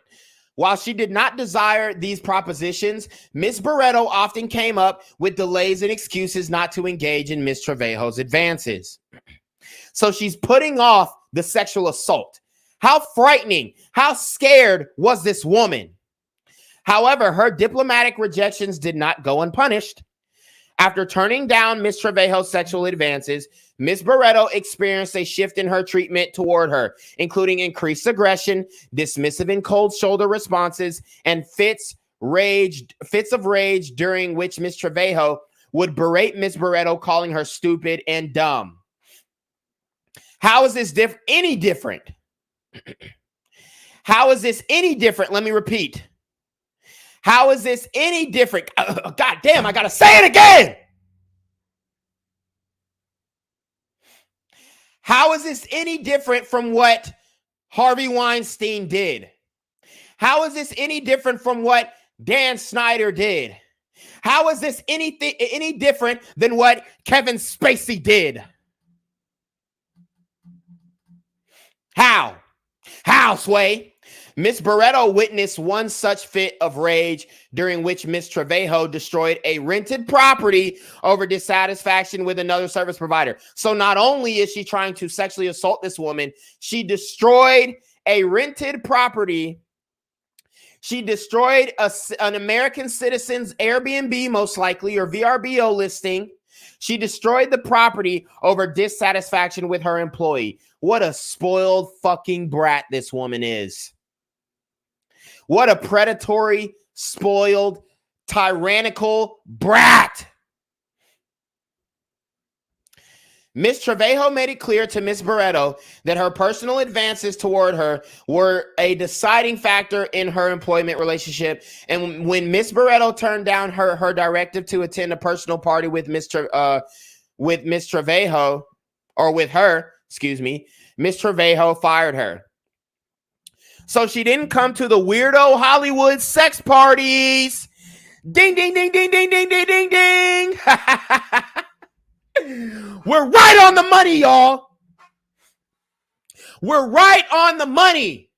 All of this comes together. That's why you guys cannot miss an episode of any of my content, because all of it comes together. All of it comes together, guys. It all comes together.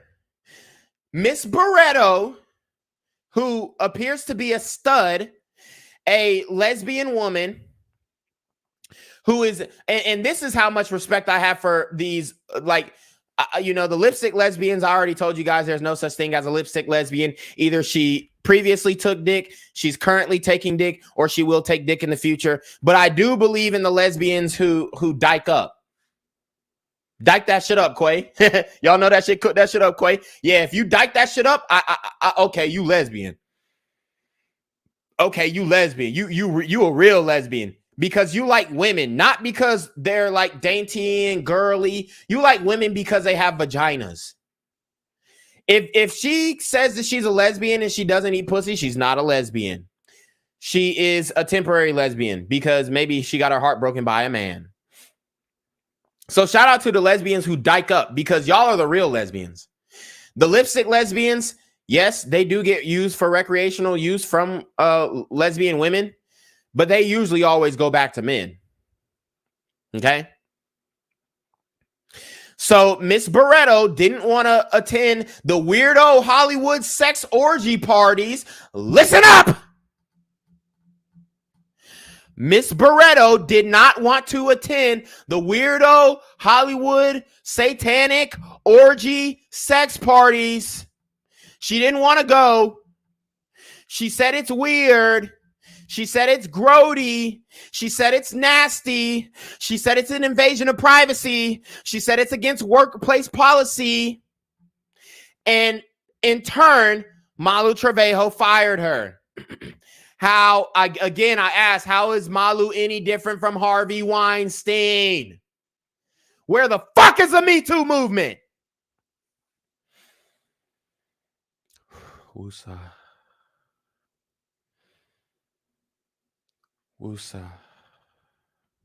The sexual advances made against Miss Barreto were pervasive enough that any reasonable person would consider it intimidating, hostile, and abusive. Oh, they forgot one more word: predatory. Because she is in a position of power. It doesn't matter the age, it matters the position of power. That's what you guys got fucked up. Oh, she's a young woman. She can't be a predator because she's not an older man. Shut up. Shut up. This woman has been accosted. This woman has been attacked. This woman, Miss Barreto, has been berated. Y'all like that? Okay. Y'all like that play on words? Barreto, berated. Get it? No? Nobody with me? All right, I need a soundboard. But Miss Barreto has been berated. Where are the women coming into her defense that she had been attempted to be sexually assaulted by another woman? Quiet as a mouse. Quiet as a mouse. Miss Trevejo harassed Miss Barreto into taking illicit drugs, also under pressure of termination of her employment. On one occasion, Miss Trevejo coerced Miss Barreto. Okay. On one occasion, she coerced Miss Barreto to arrange for shipment of illicit drugs from Florida to California for Miss Trevejo's use. So not only, now this is big ballin'. This is big ballin'. She got her period and her walker. She's a big baller. She's a big baller. She was trying to commit federal drug crimes shipping one drug package across state lines, committing a federal felony. This is a federal felony that can give you up to 10 to 15 years in prison. She was trying to get one of her employees to commit a federal felony, a federal crime on her behalf. I told you this bitch needs to start talking to the damn cartel. She's moving like a damn cartel boss. She got all this power, and now she's queen of the hill. Or what is it? Queen of the South, right? La Reina de Sud. La Reina de Sud.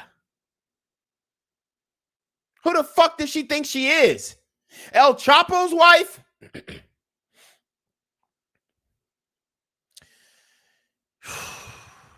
Jesus, man. Taking drugs or substances of any nature is far beyond the scope of services agreed or could be construed between Ms. Barreto and Ms. Trevejo and serves no legitimate purpose in the furtherance of said employment relationship. Further, Ms. Barreto was perpetually working and considering on call at all hours of the day and night for Ms. Trevejo. Any attempts to take time off or away were confronted with threats to be fired and aggression from Ms. Trevejo. Okay. Give me 1 second, guys. I gotta take a brief intermission, but we will be back shortly. In the meantime, enjoy this clip. Can you come here, ma'am? All right, so you're gonna receive a ticket for being in the park after hours. All right, just need to sign right here on the X. But because we're out of, didn't you say we were out of time, so we wouldn't have known that? Yeah, but that's not a valid reason why you should be in the park, because you're from out of town. And what's your badge number? 7452. What's the badge number? I gave it to you 2 times, man. Okay, I'm asking again. And I'm not giving it to you again. Okay. Are you gonna sign it? No, because I want your badge number. That's fine.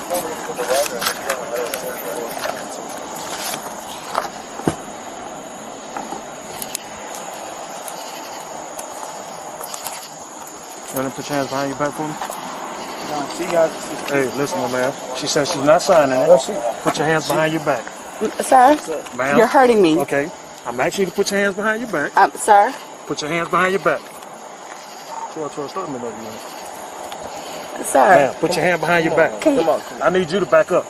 I'm just saying, like, I need you to back up. You don't need to touch her like that. She's not putting her hands behind her back. I'm asking a question. I'm just, all I'm doing is Put your asking hands behind your back. Put your hands behind Mr. your back. You're under arrest. Put your hands behind your back. I asked you to sign the ticket. You told me you're not signing it. Sir, put your hands behind I'm your back. asking you a question. Okay? I'm letting you know. I'm not going to ask you again. I'm going to forcibly put your hands behind your back. But, sir, Mr. Brooks, is this really necessary? Mr. Brooks. Hold on. Hey, listen, my man. She needs back up. to put her. Let her Can I? put her phone. Okay, you can put your phone down. Okay, Mr. Brooks. Give her a chance to, come on, sir. Hold on. Put your hands behind your back. Oh my God. Can I have my phone? This is what we want to happen to Malu. That's exactly what we want to happen to Malu Trevejo. All right, count 3. Infliction of emotional pain and distress on Victoria Barreto. So remember when all these women were talking about emotional intelligence? Emotional intelligence. Men need to start having emotional intelligence, and they need to start exemplifying emotional intelligence like right now, because men are just like emotionally unintelligent. Remember that? Meanwhile, they haven't even read the book that pretty much coined the term emotional intelligence, okay? Which was coined by was coined in a book called Emotional Intelligence 2.0 by Travis Bradbury and John Greaves. The women haven't even read the book where the term was coined from. You know why I had read the book? Because my mentor gave it to me. And my mentor was, he oversaw, the Chick-fil-A Southeastern District.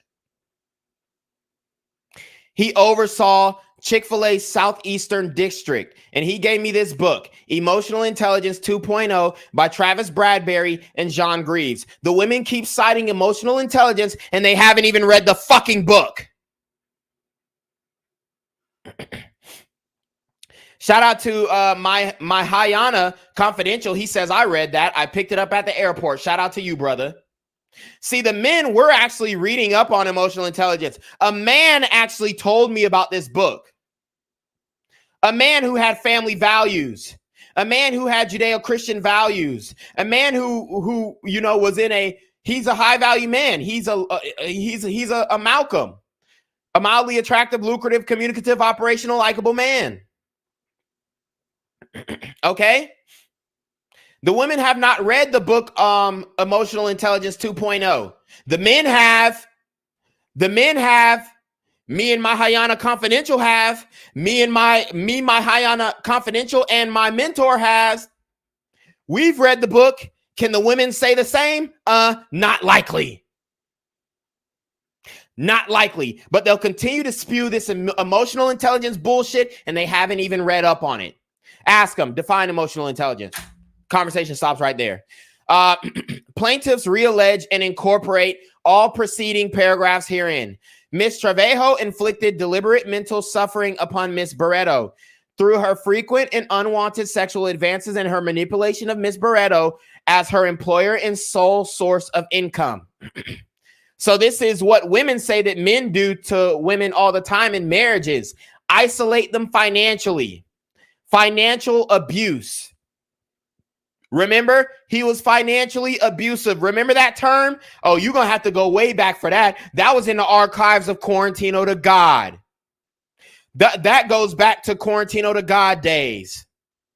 Remember when we covered that? The OGs since day one who've been rocking with me since Quarantino to God. Remember when we covered women alleging financial abuse? The article read, financial abuse is almost as detrimental to women as physical abuse. Y'all can go look it up. Leveraging her salary to coerce her to comply with her personal demands for sex and engaging in illicit drug use is outrageous conduct. She was trying to drug and have intercourse with this woman. She was trying to drug and have intercourse with this woman. She said she was going to put Malu all in her champagne. She ain't even know it. She took her home and enjoyed that. She ain't even know it. This is what these women are doing. This is what they do when they get a position of power. Okay? This is what they do when they get in positions of power. They're like, oh, well, if women were in positions of power, all wars would cease to end. No. As a matter of fact, women are even more warmongers than men are. At least men are warmongers for financial gain. At least we say, okay, we could start the war in Ukraine and send billions of dollars and everybody get a piece of the pie. At least men create some type of financial benefit to power vacuums in Afghanistan by, using these terrorist cells and terrorist organizations to continue the import of heroin into the United States. At least we use war for some type where niggas can benefit from that shit. If you smart, you can eat off a war. Women, they'll push the nuke button quick, fast, in a hurry. Nobody's benefiting. Everybody's dead. Look at Bloody Mary. There's a reason why she's called damn Bloody Mary. Okay? But if you look at all the great male conquerors, at least they had a respect for their own soldiers. At least they had a respect for their own soldiers. And the only ones that they was really graping out here were POWs, prisoners of war. Leveraging her salary to coerce her to comply with her personal demands for intercourse and engaging in illicit drug use is outrageous conduct.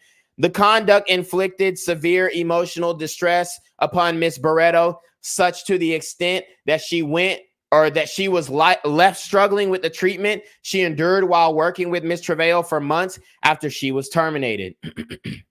Ms. Barreto also sought the help of mental health professionals in coping with the emotional distress inflicted upon her by Ms. Trevejo, and continues to experience lingering effects in her personal and professional life. For the reasons stated herein, damages should be awarded to Ms. Barreto by defendants.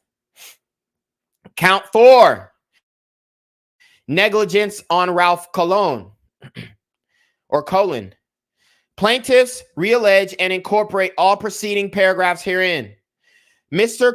Colon was approached by a part of Ms. Trevejo's entourage while he was working as security detail for another client on or about May 8, 2022. So it hasn't even been a year, and she has her whole staff coming out and complaining about her. Okay? This is absolutely disgusting. On or about May 8, 2022, Mr. Colon started working for Ms. Trevejo as her bodyguard and security personnel. Approximately 1 week into commencing the employment relationship, Ms. Trevejo started abusing Mr. Colon. Mr. Colon was on call at all times of the day and night and was living in Ms. Trevejo's home while he was employed with her. During his employment, he witnessed uncontrolled fits of rage and anger, aggression towards him, other employees of Ms. Trevejo, and other people she came in contact with. Although Mr. Colon was employed as her bodyguard, Ms. Trevejo, as his employer, owed him a duty of care. And a lot of y'all don't understand the duty of care, okay? A lot of y'all don't understand the duty of care. All right, this is a fundamental ethical duty. This is a fundamental ethical duty. This is what you learn in business school. Obviously, Malu Trevejo is uneducated and she's a retarded, dumb Instagram whore, and she doesn't know this. She doesn't know this. There is an ethical duty of care to avoid putting your employees in dangerous or risky situations.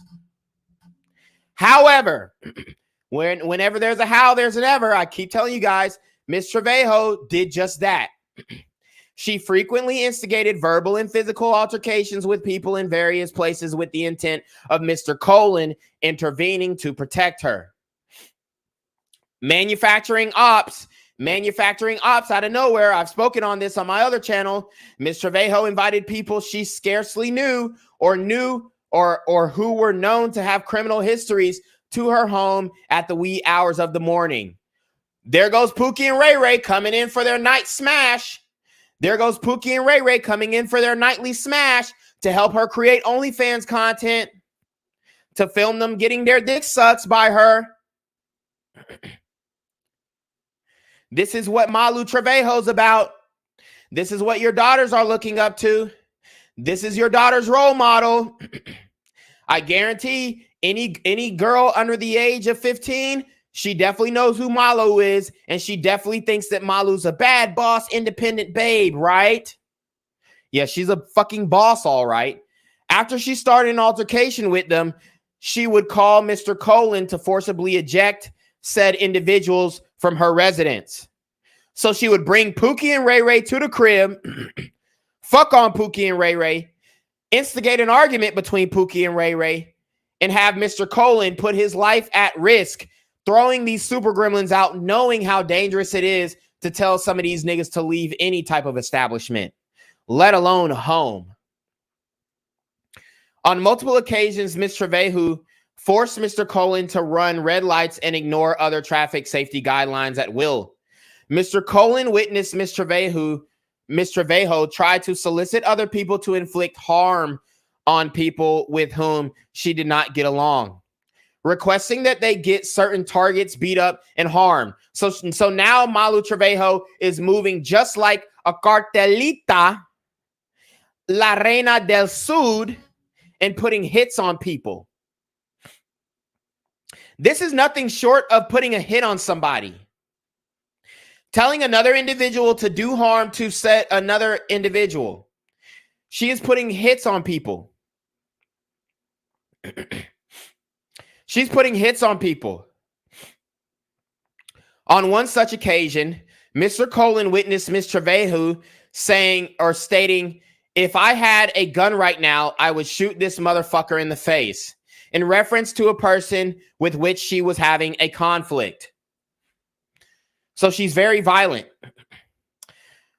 Further, Ms. Trevejo frequently ignored Mr. Colin's security advice and protocol, deliberately forcing him to put himself in the line of danger in avoidable situations and situations of her intentional creation. Where did we end off? Okay, I missed that. Ms. Trevejo also exchanged text messages with Mr. Colin, explicitly stating that he directed another employee to shoot whomever the fuck comes inside the house trying to do some funny shit. These careless acts of breach of her duty to Mr. Colin were the proximate cause of his severe emotional distress and mental anguish. Mr. Colin felt he was in a perpetual state of hyper-awareness and paranoia, so that he did not trigger Ms. Trevejo's rage, and because of the frequency in which she deliberately placed him in harm's way. Count 5, harassment on Ralph Colin. I'm telling you guys right now, nobody else has read this lawsuit like me. Nobody on YouTube. Like the video. Share the video. It's about to get deep. It's about to get deep. After count 5, I'll read some of y'all's chats. So get them in there. Get your chats in. I'm going to read them. Super Traps, Cash Apps, PayPals. Show me some love, baby, because we're cooking. We're cooking. Plaintiffs reallege and incorporate all preceding paragraphs herein. Ms. Trevejo has directly attacked Mr. Colin verbally during any time that she became dissatisfied with him. During these verbal attacks, she would use derogatory slurs toward him, including calling him nigger, dumb, and stupid. Nigger, dumb, and stupid. These are the words that the whore of Babylon uses on a daily basis toward her employees. Ms. Trevejo also bombarded Mr. Colin with tasks aside from his responsibilities as his security advisor in an effort to confuse or control him. One such task was to roll marijuana cigarettes for Ms. Trevejo, frequently averaging 30 marijuana cigarettes per day. So not only is she a homophobe, a predator, a tyrant, a bad boss, she also is a habitual chain smoker. Now, I love the devil's salad every once in a while, but 30 blunts a day? And they're being nice calling them marijuana cigarettes. They're being nice calling them marijuana cigarettes. This is blunts. These are blunts. She used her security guard to roll blunts for her. Shout out to AlphaZo. He says she's a drug addict and a drunk. Absolutely. Shout out to Eric F with the $20 Cash App. He says for great videos, man. Thanks, bro. When Mr. Colin did not perform to her unreasonable expectations, Ms. Trevejo would berate him, and most often in front of other staff or her friends, in an effort to belittle and humiliate him.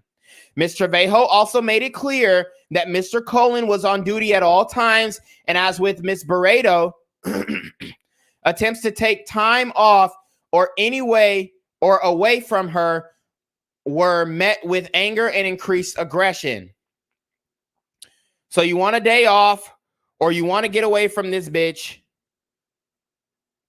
then she's mad at you.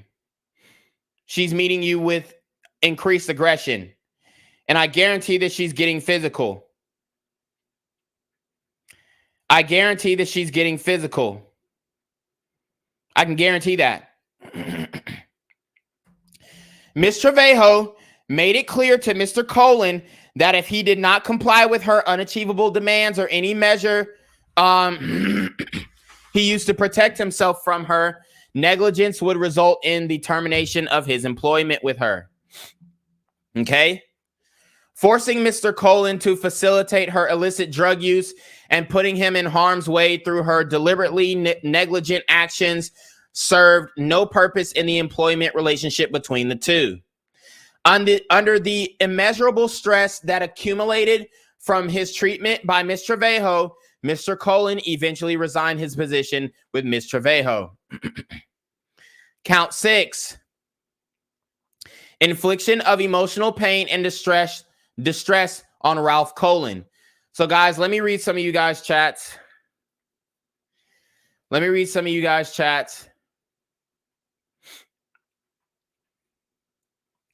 Somebody said Gandhi's wife. Look into Gandhi's wife.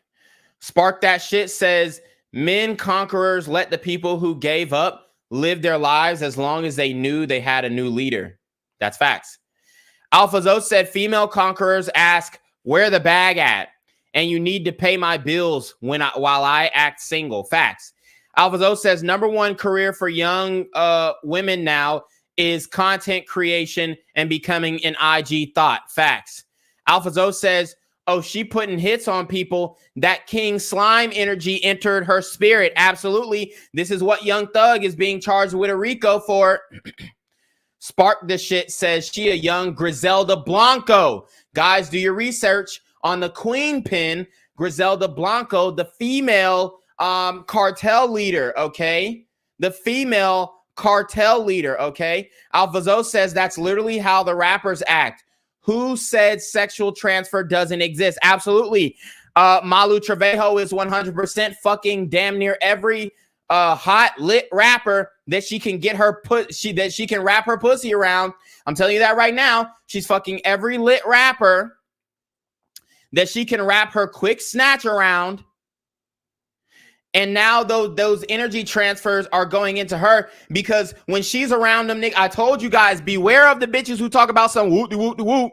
Any bitch who uses male terminology, whoop-de-whoop-de-whoop. Oh, this bro right here. Oh, this man right here, bro. This nigga. Like, if a bitch talk like that, bro, she's been getting fucked and chucked by Pookie and Ray Ray. She has taken on the personality traits of the men she's having sex with. So because she's fucking gangsta niggas, because she's fucking hood niggas, because she's fucking street niggas, now she thinks she's a street bitch. Just like Asian Doll, who said that she only wants to have sex with, or she only wants to deal with men who had bodies, who had killed people before. Just like King Von's sister, who said that she only wants to deal with a thug street nigga with a bag. These women are taking on the traits, taking on the DNA, look up micro-karmerism, taking on the DNA of the men that they sleep with, and now they are they're taking on these men's mannerisms. Oh, and we're not even halfway done. Spark the Shit says, by the way, it's pronounced Mr. Colon or Colon. Okay. It's a lit stream. Yes, sir. Mahayana says, I'm a sun man, y'all. Alpha Zo says, imagine being her beta boyfriend and they get treated. Yeah, and he's definitely getting cheated on. Distant Light says, marijuana cigarettes. Spark the Shit says, Reclaim Your Throne is getting the recognition that he deserves finally. Yeah, man. I mean, I don't even think I'm getting the recognition, but hopefully. Distant Light says, she's a pothead. Yep. Alpha Zo says, she's a drug addict and a drunk. Mahayana says, 30 blunts a day. Sheesh. He says, her pee is green. Yep. Alpha Zo says, girls don't pay for weed because they get it for free most of the time, so they smoke double. You're absolutely right. Alpha Zo says, sounds like he was dating her, not working for her. This sounds like the typical modern day relationship or a divorce court hearing. Yes. Distant Light says, shit, I watched Cocaine Cowboys 1 and 2 as a kid, LMAO. Spark the Shit says, nothing grosser than a girl calling men bruh. Absolutely. Noel D says, Malu loves BBC, just like Griselda, yet wants to use these outlandish racial slurs. Ridiculous. Absolutely. Alpha Zo says, micro-karmerism and Braffolt's law. Absolutely. Count 6, infliction of emotional pain and distress on Ralph Colon. Plaintiffs reallege and incorporate all preceding paragraphs herein. Ms. Trevejo inflicted deliberate mental suffering upon Mr. Colon. I like Colon better though, but anyways. Through her deliberate negligence and pervasive harassment as described herein as his employer and sole source of income, leveraging his salary to coerce him to comply with her exorbitant demands is outrageous conduct. This conduct inflicted severe emotional distress upon Mr. Colon, such to the extent that he was left struggling with the treatment he endured while working with Ms. Trevejo for months after he resigned. Mr. Colon continues to experience trouble finding employment, having suffered trauma related to the abuse work environment he endured with Ms. Trevejo. For the reasons stated herein, damages should be awarded to Mr. Colon by defendants. Count 7, battery on Eduardo Vidal. Okay, so this is now a battery, which is a crime. Excuse me, which is a crime. Count 7. Plaintiffs reallege and incorporate all preceding paragraphs herein. Mr. Vidal met and started working for Ms. Trevejo as her personal assistant in May 2019. Between December 2021 through May 25th, 2022, and again from July 23rd, 2022 through October 17th, 2022. Mr. Vidal lived and worked with Ms. Trevejo in various locations, but primarily assisted her while she worked from Miami, Florida. Like the other defendants, Mr. Vidal experienced abusive behavior from Ms. Trevejo almost immediately after he began working for her. Who does this sound like? Ding, ding, ding, ding, ding. Harvey frickin' Weinstein. And the Weinstein brothers. During an argument, Ms. Trevejo attempted to stab Mr. Vidal. So now she has escalated her erratic behavior into full-on, first-degree assaults, first-degree felonies. During one argument, Ms. Trevejo attempted to stab Mr. Vidal by swinging a kitchen knife at him. Who does this remind us of? Courtney Clenny, the other OnlyFans whore, the other IG whore, the other OE Tatiana, the other one who killed her boyfriend, Courtney Clenny, remember, in Miami, she killed her boyfriend and also used racial slurs against him as well. Who does this remind us of? Courtney Clenny or Courtney Taylor, the other OnlyFans slut.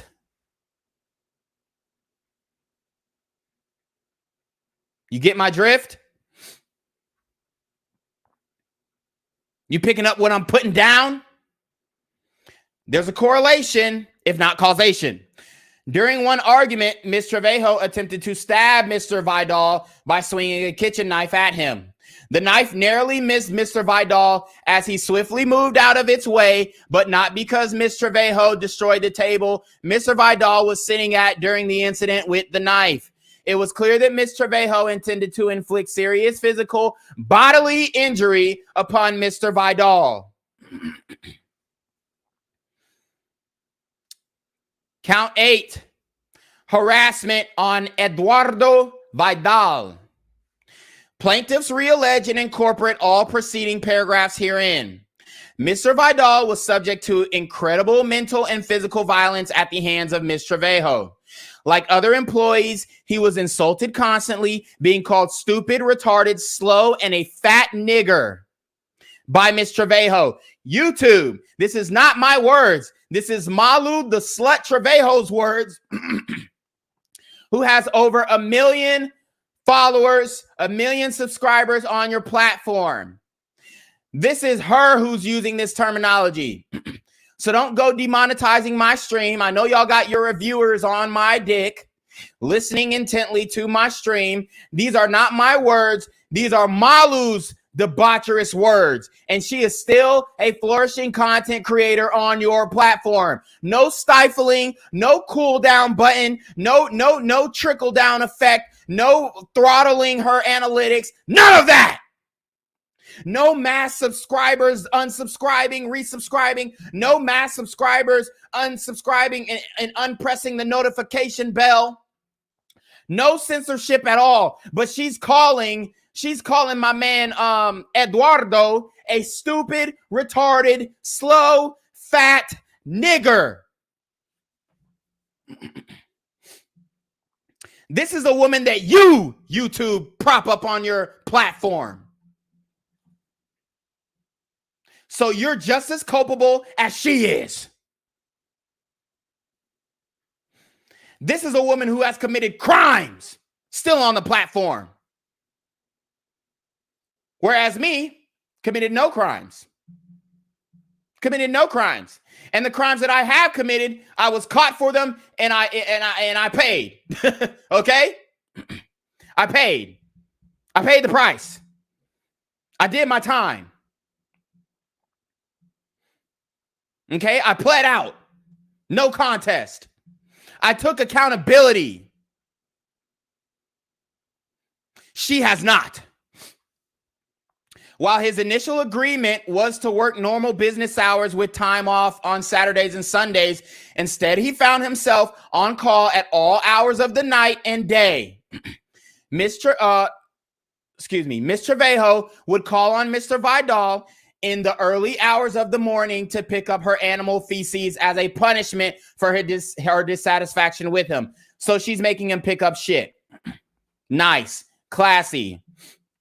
She can't clean up after her own animals. See, even if I had maids, even if I was blessed enough, you see how I put that? Blessed enough to have maids. Not entitled enough, not rich enough, blessed enough to have maids. Guess what I would do? I would still clean up after myself because that's how much respect I have for hardworking women, not these OnlyFans sluts. Hardworking women, women who put in the work, women who are doing their jobs, real jobs. That's how much respect I got for them. Not these e-thoughts, not these 304s. Not these internet whores, not these slurs. There's no respect for them. But hardworking women, women who decide, hey, I can clean like a motherfucker. And I love cleaning. I love listening to my stories while cleaning. I have maids for my Airbnbs. I have maids for my Airbnbs. Now, they're not on call. I don't have maids for my own personal dwelling. But I have maids for my other rental properties. And guess what I do? I pay them the utmost respect. After every clean, I text them and I say, hey, you did a great fucking job. You did a great job, mama. You did a great job, beautiful. Ooh, if your pussy was as clean as the way you clean this unit. No, I'm just kidding. I don't take it that far. Because I don't sexually harass my employees. It was a fucking joke.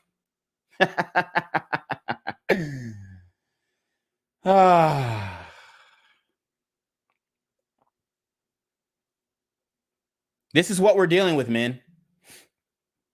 It's what we're dealing with. When he attempted to take time off, Miss Trevejo retaliated with assigning further excessive tasks on top of the hectic existing workload he tried to balance and increasing her aggression towards him. Mr. Vidal was also required to facilitate drug transactions on behalf of Ms. Trevejo, during which he was sent to purchase large quantities of marijuana and psychedelic drugs for Ms. Trevejo's personal use. What do psychedelic drugs entail? Percocets, Xanax, shrooms, acid, MDMA, Molly, ketamine, heroin, methamphetamine, fentanyl, in large quantities of marijuana. If the police raided her home, why not after this lawsuit came out, the police didn't immediately raid her home? My Hayana Confidential says, I love acid, not gonna lie. Look, you know, I love drugs. I'm not against drugs, okay? I'm against drug abuse, but I think all drugs should be legal. I'm libertarian like that, okay? Mr. Vidal said, Mr. Vidal was also ordered to purchase alcohol for Ms. Trevejo's consumption as she was underage and unable to purchase it for herself. So she forced him to contribute to the delinquency of a minor. And he was so afraid of losing his employment that he incriminated himself to file this lawsuit, guys. This is how I know for a fact that every single individual plaintiff in this lawsuit is telling the 100% absolute fucking truth. Because this brother incriminated himself, saying that he was forced to contribute to the delinquency of a minor. And he felt so strongly about his abuse and harassment under the employment of Miss Malu Trevejo that he incriminated himself in this lawsuit. He incriminated himself in this lawsuit to get the truth out. I respect that brother. I respect that brother. Mr. Vidal witnessed Ms. Trevejo consume illicit drugs and underage drinking frequently. She's an alcoholic. Ding, ding, ding, ding, ding. This bitch needs to be thrown into Alcoholics Anonymous. And guess why she's an alcoholic? Guess why? I'll wait. Guess why? If somebody can give me the answer to why Malu Trevejo is an alcoholic, please put it in the chat. Please put it in the chat. Tell me why you think Malu Trevejo is an alcoholic. Your life is my failure. What? You messed it up. I messed it up for you. What? Sitting in some shitty-ass cubicle? Wiping the white man's ass? Oh, the white man. White man ain't your problem. Not yet. No, I don't have problems. Shit, I solve them. You know, your fear. Let the worst thing Dad did come true for you. For us, that's bullshit. He never cared about anybody but himself. He said he was working for the people, but as soon as somebody crossed him, what'd he do? He threw them right under the bus. And here you are talking about the white man's ass when everybody gotta kiss your ass, or else. I help people. Help people. My God, you listen to yourself? God damn, nigga. What about Mr. Wright? What about him? What about Kevin? And even Rob, man, boy, your dad? And all the niggas you and your little motherfucking minions done plotted on in between. Tiana, Khadijah, Lenny, Carvel, him, her, him, bodies. Okay. Why do you, I still haven't heard the answer. Why do you think Malu Trevejo is an alcoholic and a drug addict? Okay, Spark That Shit says no father figure. Alphazo says, why not stay sober and turn that addiction into ambition to become more successful? He says the reason why she's a young, hot Latina who more than likely always around rappers and athletes in the club, on yachts, and outside. I know she's an alkie. Yep. There you go. Ding, ding, ding, ding, ding. Alphazo hit the nail on the head. Alphazo hit the nail on the head. She's an alcoholic because she fucked him, her. She got bodies. She got bodies. She's an e-thought. She's an internet whore. And to cope, she has to drown herself in illicit substances. Save your daughters. Save your daughters. Save your daughters. That's why she's on illicit drugs. That's why she needs 30 blunts a day, because she needs to forget. She needs to forget the hour and a half a day that she spends popping her fucking snatch on OnlyFans. She needs to wash it all away. She needs a rebirth. She needs a renewal of mind. She needs a renewal of heart. She needs a renewal of spirit. That's why she's an alcoholic. No other reason. She's been ran through and she needs a way to cope. She needs a way to cope. Ms. Trevejo also asked Mr. Vidal to engage in using illicit drugs with her, which he refused to do because he's on the clock. Good man. He's on the clock. Good man. Okay? Because she would have used that against him. These employees that she hired, the way they're depicting the story, they're clean as a whistle. Their credibility through the moon, just like Dogecoin. Their credibility has skyrocketed. Because shit, when Malu comes out in her lingerie with the rolling tray and tells you to roll up, and then got that pink cocaine, that sweet pink cocaine from the Hollywood Hills, y'all know what I'm talking about. When Malu pull up with them rolling trays of the 30 blunts and that sweet pink cocaine, I mean, it'd be hard to resist, right? When she says, "Oh, come on, papi, just do a line off my asshole. Oh, come on, papi, just do a line off my areola. Oh, come on, papi, it's okay, just suck the cocaine off my titties. Oh, come on, papi, it's okay, you're on the clock, it's okay. Just clock out right quick, papi. Get high with me, feel me, make me feel good."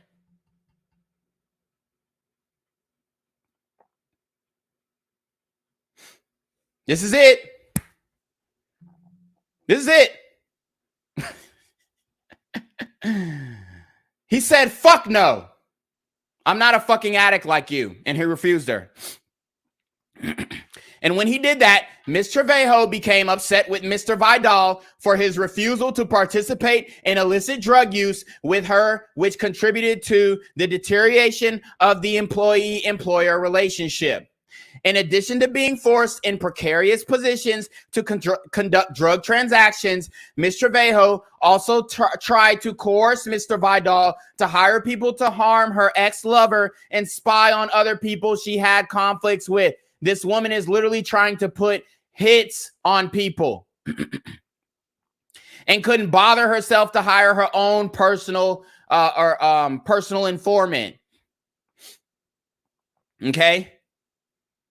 Or a private investigator. Ms. Trevejo also used Mr. Vidal as a sounding board, expressing seething anger at him due to the actions of other staff members, which she was dissatisfied with. Any attempts Mr. Vidal made to refuse to engage in these actions were promptly and clearly met with threats of termination of his employment with Ms. Trevejo. Okay, count 9. Defamation, slander on Eduardo Vidal. Plaintiffs reallege and incorporate all preceding paragraphs herein. Ms. Trevejo used her influence and access to large audiences and influential people to slander and defame Mr. Vidal. Among the slanderous claims she made to others about Mr. Vidal were allegations that Mr. Vidal stole from her and inflicted physical injury, including torture upon her. Ms. Trevejo made these slanderous statements without any evidence, basis, or intent, and with knowledge that these allegations were untrue. So she's a fucking liar. See how these hoes can get you messed up and y'all keep trying to endorse. Why won't you date an OnlyFans girl? Why won't you date an OnlyFans girl? Oh, are you insecure? Are you insecure that she's showing off her hot ass body? Oh my God, you can't take it. No, not at all. Because they have bad character. They have no morals. They sold their soul to the internet, which is controlled by Satan. They sold their souls. That's why we won't date these whores. We'll fuck them. We won't date them. The energy transfer comes from man to woman, not the other way around. Not the other way around.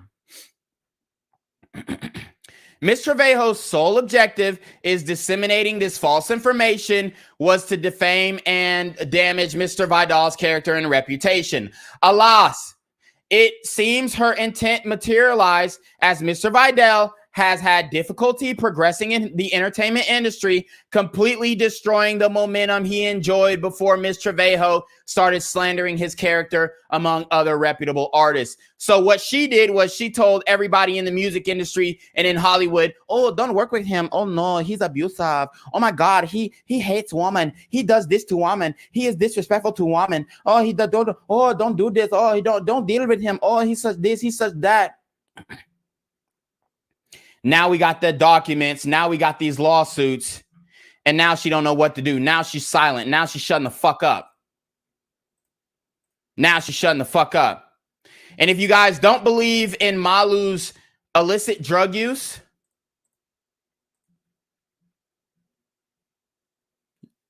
what is she blowing right there? If I'm not mistaken, that's an O. She blew an O inside an O, and that's going to make an 8. Okay, look, comments have been limited. She turned the comments off. Why? Because she knows that she is wrong. Now she's trying to do this cute shit and, oh, well, I'm damaged. The butterfly is re-sewing its wings on. Shut the fuck up. Butterflies die after 48 hours of hatching from their cocoons. So if you want to act like you're a damn butterfly, do us a favor. I mean, seriously. Hoes don't even know shit about butterflies, and they got all these butterfly tattoos and butterfly. And what else does the butterfly represent? Hold on, I'm sorry. I gotta link this back. What else does the butterfly represent? Does anybody else know? Does anybody else know? MK Ultra mind control. Am I going too far here, or y'all rocking with me? What else does the butterfly mean? MK Ultra mind control. It's a symbol of MK Ultra mind control. She posted these things for a reason. She posted these things for a reason, and the women are going to be mad, but the problem is she is a tyrannical, disrespectful, grooming whore, and she has no character. Okay? Count 10. Unjust enrichment on Eduardo Vidal. Plaintiffs reallege and incorporate all preceding paragraphs herein. Ms. Trevejo has refused to pay outstanding wages earned by Mr. Vidal in the amount of approximately $6,000. Further, Ms. Trevejo forced Mr. Vidal to purchase personal items for her during the course of his employment with her. While he was supposed to be fully reimbursed for these expenses, to date, Ms. Trevejo still has not reimbursed Mr. Vidal for expenses in the amount of approximately $6,200. So this would be a small claims court civil suit as well, standing alone, standing by itself, because small claims court is $15,000 or less. Ask me how I know. And a lot of these entrepreneurial females have no idea because they ain't going through the shit. Ms. Trevejo enjoyed the services and good conferred to her by Mr. Vidal as described herein at his expense, excuse me. To date and under these circumstances, Ms. Trevejo enjoys an unjust benefit, having deliberately withheld commensurate compensation to Mr. Vidal. Count 11. Infliction of emotional pain and distress on Eduardo Vidal. Plaintiffs reallege and incorporate all proceedings paragraphs herein. Ms. Trevejo inflicted deliberate mental suffering upon Mr. Vidal through her battery, harassment, and defamation of him as described herein as his employer and sole source of income. Leveraging his salary to coerce him to comply with her exorbitant demands and abusive behavior is outrageous conduct. They got Andrew Tate locked up for doing the same shit. Well, he didn't do the same shit, but they're alleging that he did the same shit and nothing has happened to this woman. This conduct inflicted severe emotional distress upon Mr. Vidal, such to the extent that he was left struggling with the treatment he endured while working with Ms. Trevejo for months after he resigned. Mr. Colon continues to experience trouble finding employment, having suffered trauma related to the abuse work environment he endured with Ms. Trevejo, as well as a negative image among industry professionals falsely created by Ms. Trevejo. This is how women retroactively withdraw consent and bring false allegations against men. It's not just when it comes to sexual encounters, it's in the workplace too. It's in the workplace too. For the reasons stated herein, damages should be awarded to Mr. Vidal by defendants. Count 12, negligence on which Neverson LaCroix. Okay. Let's get into it. Plaintiffs reallege and incorporate all preceding paragraphs herein. Ms. Trevejo's uncontrolled illicit drug use was a significant factor in her working relationship with Mr. LaCroix. Mr. LaCroix was directed to conduct the purchase of large quantities of illicit drugs for Ms. Trevejo's use. Aside from being put in dangerous positions of participating in drug deals, Mr. LaCroix was also placed in the middle of escalating conflicts between Ms. Trevejo and former employees. Ms. Trevejo funneled angry former employees who were demanding payment of unpaid wages to Mr. LaCroix. So these hoes is acting like they big and high on hog, but they can't pay their employees. She making millions of dollars a month on OnlyFans, but she can't break off a simple $6,000 to $10,000 for their troubles. Said former employees made threats of violence against Mr. LaCroix, telling him that they knew where him and his family lived and that he would be subject to bombings, terroristic threats, and facilitated by Malu. These are terroristic threats facilitated by Malu, subject to bombings and other such violent acts if Ms. Trevejo did not pay them. Ms. Trevejo threatened to fire Mr. LaCroix if he did not put himself in harm's way by facilitating her demands. Ms. Trevejo had a duty of care. There goes that damn duty of care again. And these women keep acting like, especially these OnlyFans whores, these OnlyFans sluts keep acting like they're just so ethical. But she's literally an employer, and she is not exuding her duty of care. She is not walking in her duty of care for her employees to avoid putting them in dangerous situations. That is what the duty of care means. That is what encompasses the duty of care. And she can't do that. But these same hoes will say they're entrepreneurs. Bitch, spell entrepreneur. Ms. Trevejo breached that duty by forcing Mr. LaCroix to perform these duties under threat of termination of his employment with her. Mr. LaCroix endured emotional pain, distress as a proximate cause of Ms. Trevejo's breach. Mr. LaCroix suffers damages including ongoing emotional pain and distress, as well as the inability to secure gainful employment because she muddied his name in the streets. Count 13. Harassment on which Neverson LaCroix. Plaintiffs reallege and incorporate all preceding paragraphs herein immediately after commencing his employment with Ms. Trevejo as her personal assistant in May 2022. Mr. LaCroix witnessed Ms. Trevejo verbally abusing her employees. Approximately 2 weeks into his employment with Ms. Trevejo, Mr. LaCroix noticed her aggression turn directly towards him. Ms. Trevejo began using slurs such as nigger, dirty Haitian, dumbass faggot, and bitch toward Mr. LaCroix. Ms. Trevejo threatened to throw food at Mr. LaCroix and infer other acts of violence and humiliation against him when she became irritated with not only his actions, but anyone else's. All right, guys, we're getting to the end of it. Count 14. Infliction of emotional pain and distress on which Neverson LaCroix. Plaintiffs reallege and incorporate all preceding paragraphs herein. Ms. Trevejo inflicted deliberate mental suffering upon Mr. LaCroix through her negligence and harassment of him as described herein as his employer and sole source of income. Leveraging his salary to coerce him to comply with her extreme demands and abusive behavior is outrageous conduct. This conduct inflicted severe emotional distress upon Mr. LaCroix, such to the extent that he was left struggling with the treatment he endured while working with Ms. Trevejo for months after he resigned. Mr. Vidal continues to experience trouble finding employment, having suffered trauma related to the abuse. The abuse work environment he endured with Ms. Trevejo. For the reasons stated herein, damages should be awarded to Mr. LaCroix by defendants.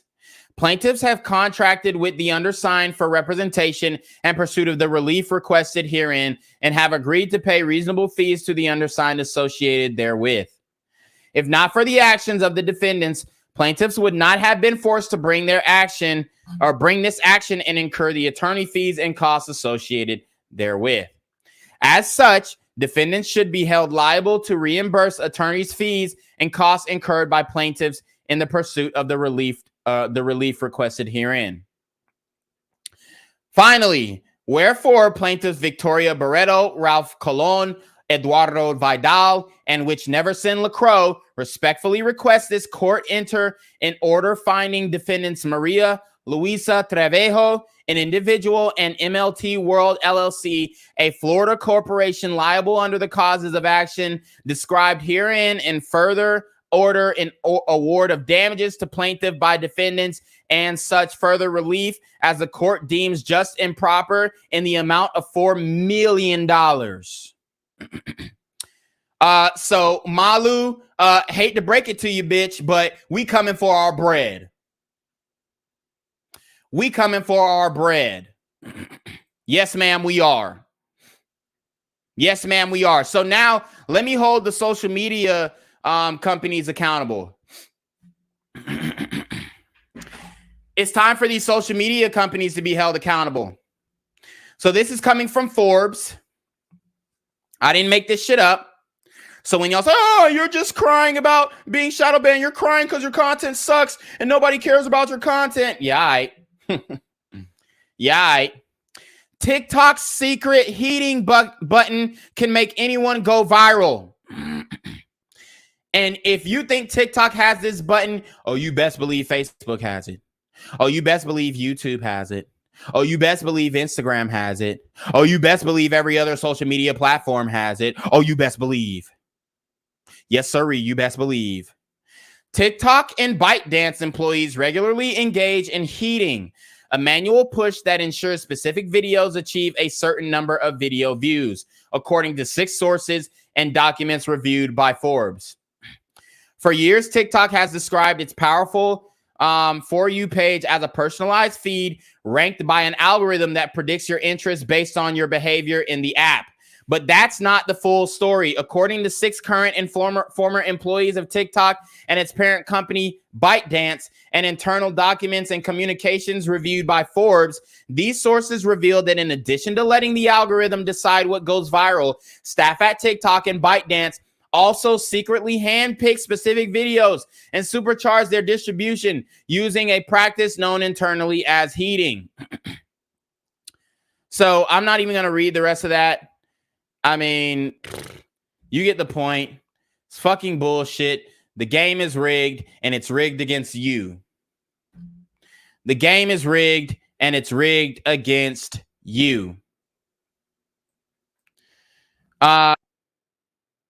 So let's get into the employee. I think this is. Let's see what this brother's name is. I think this is Mr.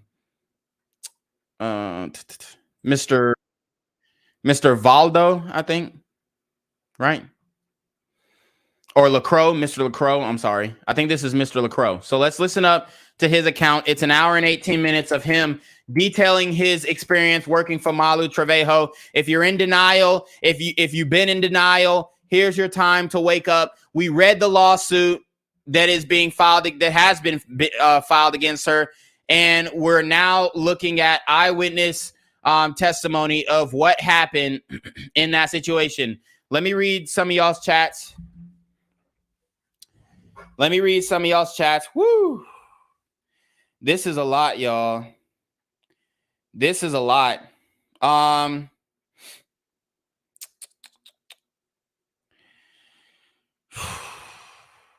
me take a deep breath, man. My Hayana Confidential says this stream is lit, though. Hey, thanks, bro. Alvazo says every time a man has sex with the woman, y'all want, he leaves him DNA and sperm inside her, which never goes away. They have found sperm in these women's spines, brains, stem, and body, even when they die. Absolutely. Alphazo, he also says men's bodily fluids will literally throw off the woman's pH level and change it. Then here, most guys go eating their box and sleeping with them. Exactly. And the women, they talk about, oh, my pH levels. I'm concerned with my pH levels. Meanwhile, they're sleeping with every Tom, Dick, and Harry in the town. And then they don't even know what pH stands for. They don't even know what pH stands for. Okay? They don't even know what pH stands for. I'll give a bitch $100 if she can tell me what pH stands for. I really will. A modern woman who's not in medicine. And even the bitches in medicine, even the nurses, I guarantee a lot of these nurses don't know what pH stands for. Even though they went to nursing school. I kid you not. A lot of these hoes cheated. Alphazo continues and then says, then you have children being born looking like her exes. Even if you're the father, Blueface better hope she's lying. Oh, yeah. Alphazo says body count doesn't matter, though. Right. He says the more sexual partners a woman has, the less she can pair bond and love properly. Alphazo also says we have the scientific evidence to prove the claims now. He says, talk about emasculation, but women talk about oppression.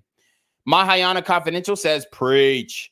Alphazo says, you never know what people are going through, so treat them with respect. And you never know who low-level people will become in the future. Don't burn bridges. Mahayana says, I love acid, not gonna lie. I do it semi-annually. Okay, shout out to all my deadheads is what they call guys who do acid. So shout out to all my deadheads. Alphazo says, not going to judge, but don't let anyone or anything become an addiction. Not everyone can stop at the drop of a dime. Plus, too many drugs are laced nowadays to take any chances. Facts. Spark That Shit says no father figure. We read that one from Alphazo. We read that one. He said because she's constantly around celebrities and entertainers. Yep. My Hayana Confidential says bodies. They Spark That Shit says he loves that clip of Franklin Idris, who is now dating Lori Harvey. Alphazo says I've come to realize that girls can't constantly take their clothes off online without taking some type of substance and abusing it. You're absolutely right. Any woman who is online showing her ass and titties and like being butt naked online, she's definitely an addict. Spark That Shit says, what happened when you received a nude and girls thought it was the end of the world? Now they getting a train ran on them for $4.99 a month. Facts. Alphazo says all of them want to follow the Kim K path now. Facts. Alphazo says I'm done with OnlyFans girls. They are a walking nuclear warhead. Facts. He says blackballed.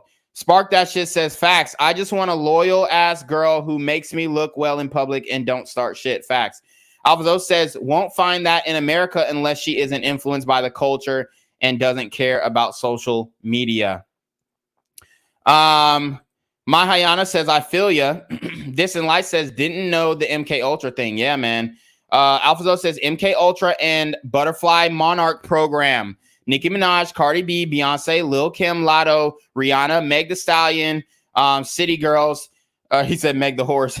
Yeah, I mean all the female artists who are, even the male artists who get black men into this gangster shit. You see NBA YoungBoy talking about, oh, my music has hurt people. Now he's all soft and shit, saying that he regrets the music that he has disseminated into the airwaves, but it's already too late. Okay, so now even with the female and the male musicians, they have definitely influenced people.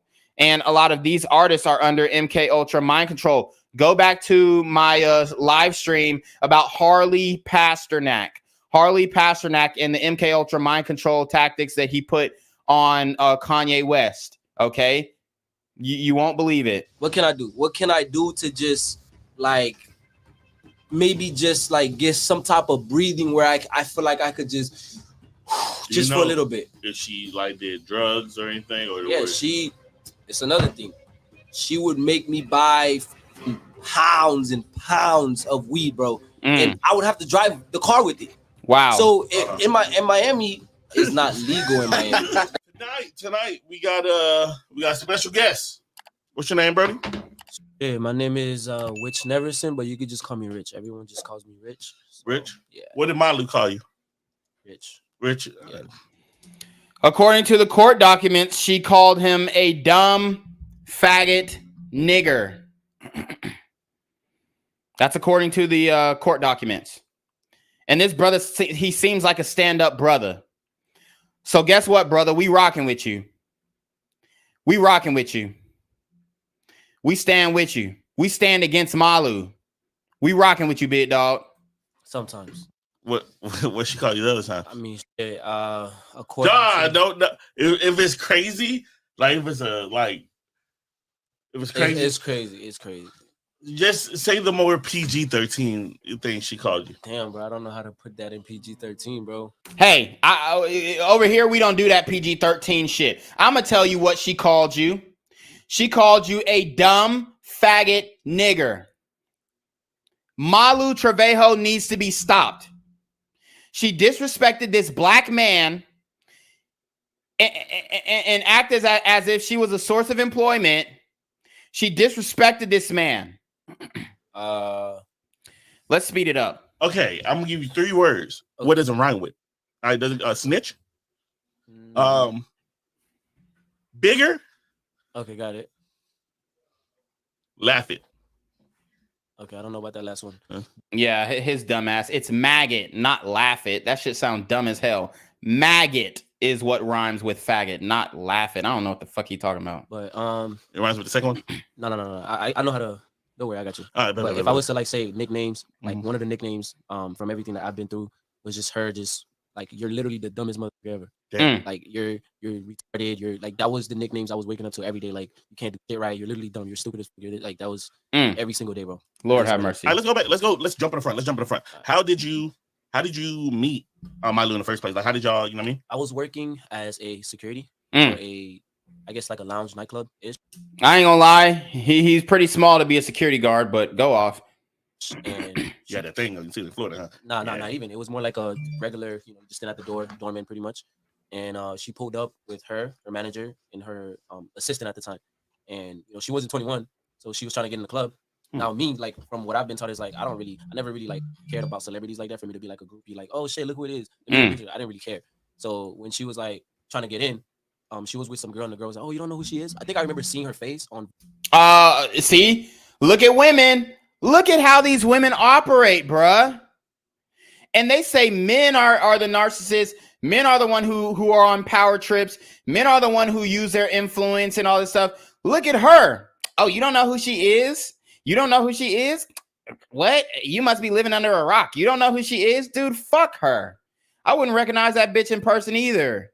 Vines a long time ago, but I didn't know who he was. I really didn't know. So it was like, you don't know who she is? I was like, I don't give a fuck. I don't care. Just not to be rude, but in Miami, it's like everyone is so entitled. It was just like, is this another one of those, oh, you don't know I'm this person? Bitch, I don't give a fuck. Drop a bag. Hand me $10,000. I'll let you right in. That's how we do it in Atlanta, because I do security in Atlanta. I got family who do security in Atlanta. We be posted up with our security shirts. You see a bad bitch come through. She must be an Instagram whore or some shit. Trying to cut the line. Let me through. Oh my God. You don't know who I am? No, bitch. Give me $5,000. I'll let you right through. Give me something. $100, $50, something. Come up out your pocket. That's how we do it in Atlanta, baby. Yes, pay to play. Yes, pay to play. Bitch, you gonna wait in line or you gonna pay $200 to skip the line? Choose one. Choose one. Person, I'm that person. So you gotta break the rules to this and that. Yeah. So I met her there, but I didn't say a thing to her. Now, I was at a point in my life where shit was just just hitting the fan, and I'm trying to figure out a way to elevate, bro. I'm trying to figure out a way to elevate. So I knew if I went and spoke to her directly, she probably would have felt like, oh, this nigga probably just wants some money off of me or wants some clout, which is not what I wanted. I just wanted some game. I needed some game from someone or something. So I didn't say anything to her. But the manager. And guys, find male mentors. Don't go looking for women to put you on and give you opportunities. Find men that you can go to, that you can confide in. You can say, hey, bro, I'm in this position right now. Don't ever try and use a woman to elevate yourself, bro. They'll never let you live it down. They'll never let you live it down, bro. Never do that. Shout out to Alpha Zoe. Shout out to C too. C says, so glad people are waking up to what she really is. Yep. Alpha Zoe says, I told y'all they be in the club before 21 and in some cases before 18. Yep. Alpha Zoe says, using her clout and status to supersede authority, they claim men are the over abusers. Exactly. Actually walked out. I was a doorman, so I didn't really go inside like that. Manager walked out, and I was asking him questions about life. Nothing that had to do with. Yeah, exactly. He says, security guard get throat or pussy in the back room. Exactly. Bitch, give me some head. You can walk right through. That's how we rocking. Look, give me some pussy and no questions asked. All right, cool. You can come in. Me working with her, nothing, just like life in general. Like, yo, give me her some manager game. or your manager? Her manager. Okay. Just asking for some game. And you know, he gave me some game. People want to know what's your name, buddy. Rich. You can call me Rich. Rich. He's been the most vocal guy on these interviews. Rolling Stone, Shade Room, all this guy. That's him. That's Brody. All right, go for it. Sorry about it. Yeah, no problem. So I met him there. I grabbed his Instagram. And for months, like, we never even talked. If he would post something and it was, I guess, inspirational, the most I would do is like react to it. Because he was always too busy for anything. Like, I even offered, like, hey, bro, is it possible that when you're in Miami next time I could just take you out for dinner? Just to kind of learn something from him. Because I knew that he knew something. I do that to everybody. Everyone that I feel like knows a little bit more than me and can help me elevate in life, I would ask to, like, provide a service. You know, how can I help you so that I can learn something from you? But he never had time for anything. And I guess about 4 or 5 months later, bro, randomly, I got a text message. Shout out to Alpha though. He says they be sleeping around to get into VIP and into sections. Absolutely correct. Hey, I got an opportunity for you. Give me a call. Called him. No answer. Called him again the next day. Hey, brother, I'm a little busy right now. Always busy. The busiest person in the world. Literally. I'm a little busy right now. Call me again tomorrow. Called him tomorrow for like almost 5 days straight. Jeez. I'm a little busy right now. But I was consistent because you told me you had an opportunity for me. I don't know what it is. So I hopped on the phone with him that last day. It was like, hey, brother, I'm going to call you back in 15 minutes. I'm like, fuck, this man just has me. He ain't gonna, he's just another one of those all talk. He actually called back in 15 minutes and he was like, hey, bro, so this is what this is. You're going to be working, for this, for that. What are you doing right now? I told him I'm working 2 jobs. I'm averaging about 10 a month is what I'm doing. He's like, 10K a month? Yeah, that's what I was doing. I was doing shit on the side too, I was hustling. Okay, so he had his little trap thing going by himself, it sounds like. So he was like, okay, bet, this is what we're offering. This is, do you have a car? I was like, no. He's like, all right, cool. You get to drive her car around because it's for her needs. You feel me? You can't take it home and do, your own shit or it just off some like only her needs. Are they asking questions? No. We'll get to them. Somebody said, is this man cussing that? Don't listen to that. Oh, shit. Oh, yeah. Probably because yeah. They said he was cussing that. But, all right. And how much, if you don't mind me asking, how much were you getting paid from them? It was about, I was averaging after tax, about 1,300 a week. So 1,300 a week. Yeah, so it was a little bit less than what I was making decent money. But it was like instead of working 2 jobs and having to hustle and do all this, shit, now I only have to do one thing. And it's something that you enjoy. Well, I didn't know what it really was. That was my first time being someone's, I guess, assistant. That was the job description. Just be her assistant. If she needed this, needed that, needed this book, that. That's what it was. So I didn't even know really what I was signing up for. All I was told was, bro, you can't really be about the wanting cloud, wanting fame, which is not what I want. I've never wanted, to be honest. This is the last thing I would be doing right now. Like, what I would rather do is be in a closet writing music for someone else. Why in the closet? No, we get to that. Yeah. But the last thing I would want is for everyone to just know every detail and part of my life. So I didn't care about the clout. I never once asked her to post me or try to be on her, anything that had to do with her fame. I stayed as far away from it as possible because that's not what I wanted. I was just here to just stand up, brother. High morality, high integrity.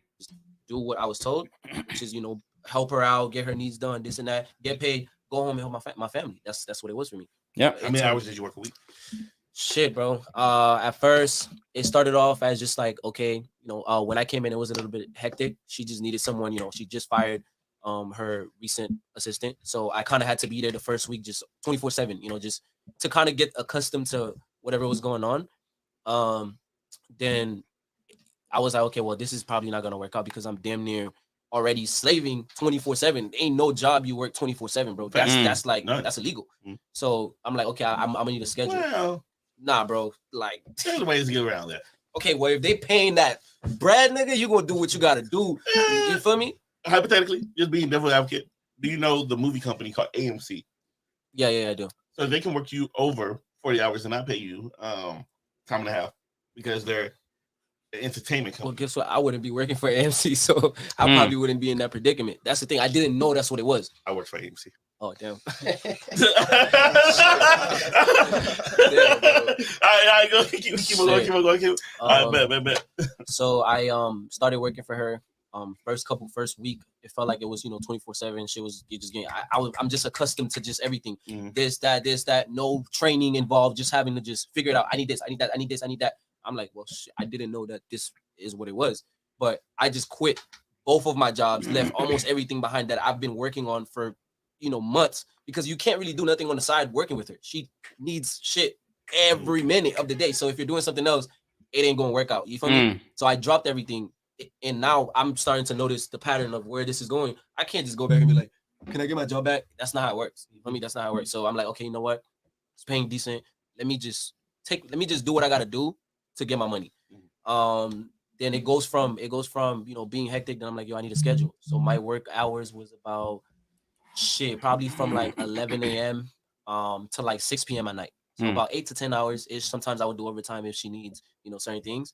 But by 6, did she pay you overtime? Yeah, she paid overtime. But sometimes she made me work for it. Like I would have to pretty much beg for my overtime to be paid. We'll get into that later. Yeah, bro. Like it was crazy.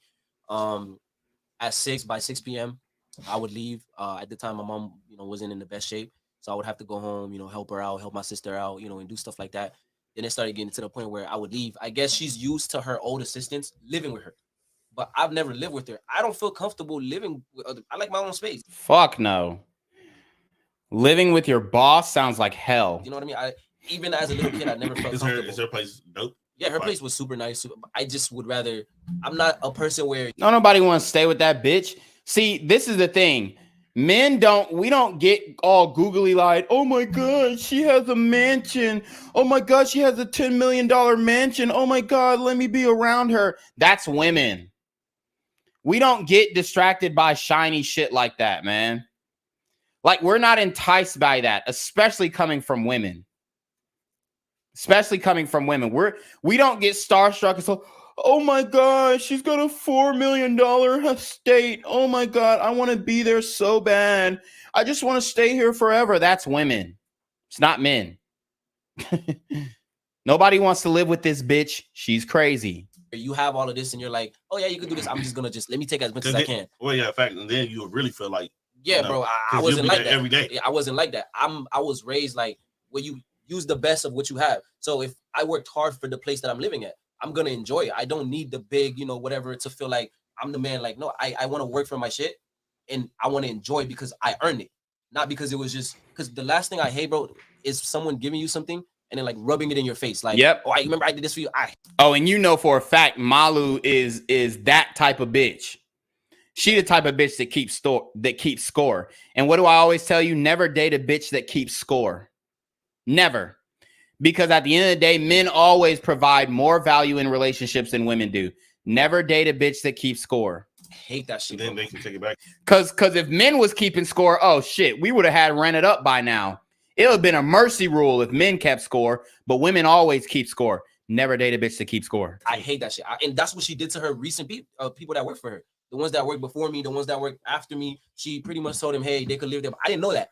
I didn't want to live there because I didn't want to live there. But then later on, finding out that she told them they could live there and then telling them, oh, you get the fuck out. Like, these people left. She kicked them out? Yes, bro. These people That's left, wild. took one-way flights to Cali. Like, you have this girl, Victoria. She took a one-way flight to Cali just to work for her. Yep. Do everything for her. She got mad one day and told her, oh, well, you got to figure it out. Not even a flight back.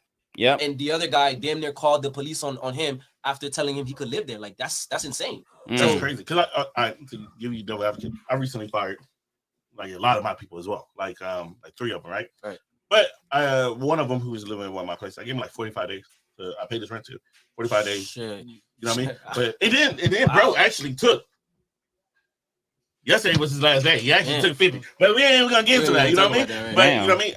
Yeah, that's fucked up. That's mad. Yeah, That's bro, my, one day notice. Bro, just no notice, bro. Oh, no notice. Get the fuck out, like that. Yeah, Jeez. like that. I'm glad I dodged that bullet. But imagine if I would have been living at her house too. The minute she got tired of me, she would have just been like, "Okay, well, fuck you, get the fuck out." Now what? I just quit my job. I'm just this. I just that. Like, you know, like I would have been. It's kind of like you go from you working towards something, you leave all of that to go do something else. You think you're working towards something else just for it to just boom. Now you're back at square one. Yep. I mean, it's messed up, bro. It's really messed What a up. bitch. That's, oh damn, it's messed that's up. fucked up. So tell me about like, all right, because like, were y'all friends or did you just work for them? Who do you work for? To be honest, I don't like to mix business with friendship or even Yep. pleasure, like any of that. So I mean, this brother is a stand-up individual. All of the things that he said, I mean, 100%. He a real nigga. Speaking about pleasure, you didn't find her attractive at all? Nah, not really. Everyone always asks me that, but to be honest with you, no. Run not it back. older women. I've always liked older women. Like yeah, the gills. I like. So he say he like older women. Is this the same guy who is like homosexual? I don't know. Speaking about pleasure, you didn't find her attractive at all? Nah, not really. Everyone always asks me that, but So I mean, the thing is, yeah, she's a bad bitch, but once you start living with her, see, the thing is, the allure of beauty from a woman wears off very quickly because you're looking at her and thinking that's what you're gonna get. A sweet, innocent, like super hot, you know, very sexy girl.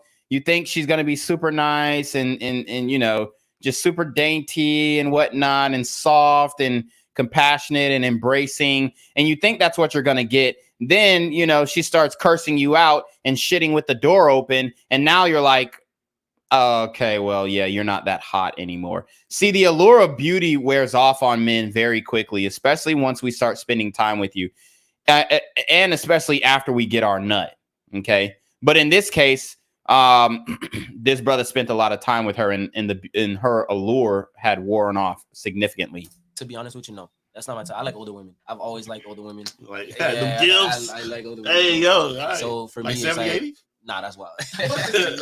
Oh, we talking about 40, 50? That's wild. I'll Man, say, 50, hey, 50 is a new 30, bro. We'll stop it at 40. We'll stop it at 40. Man, look, you gotta try one in 50. Nah, you wild. You tried it? I feel it.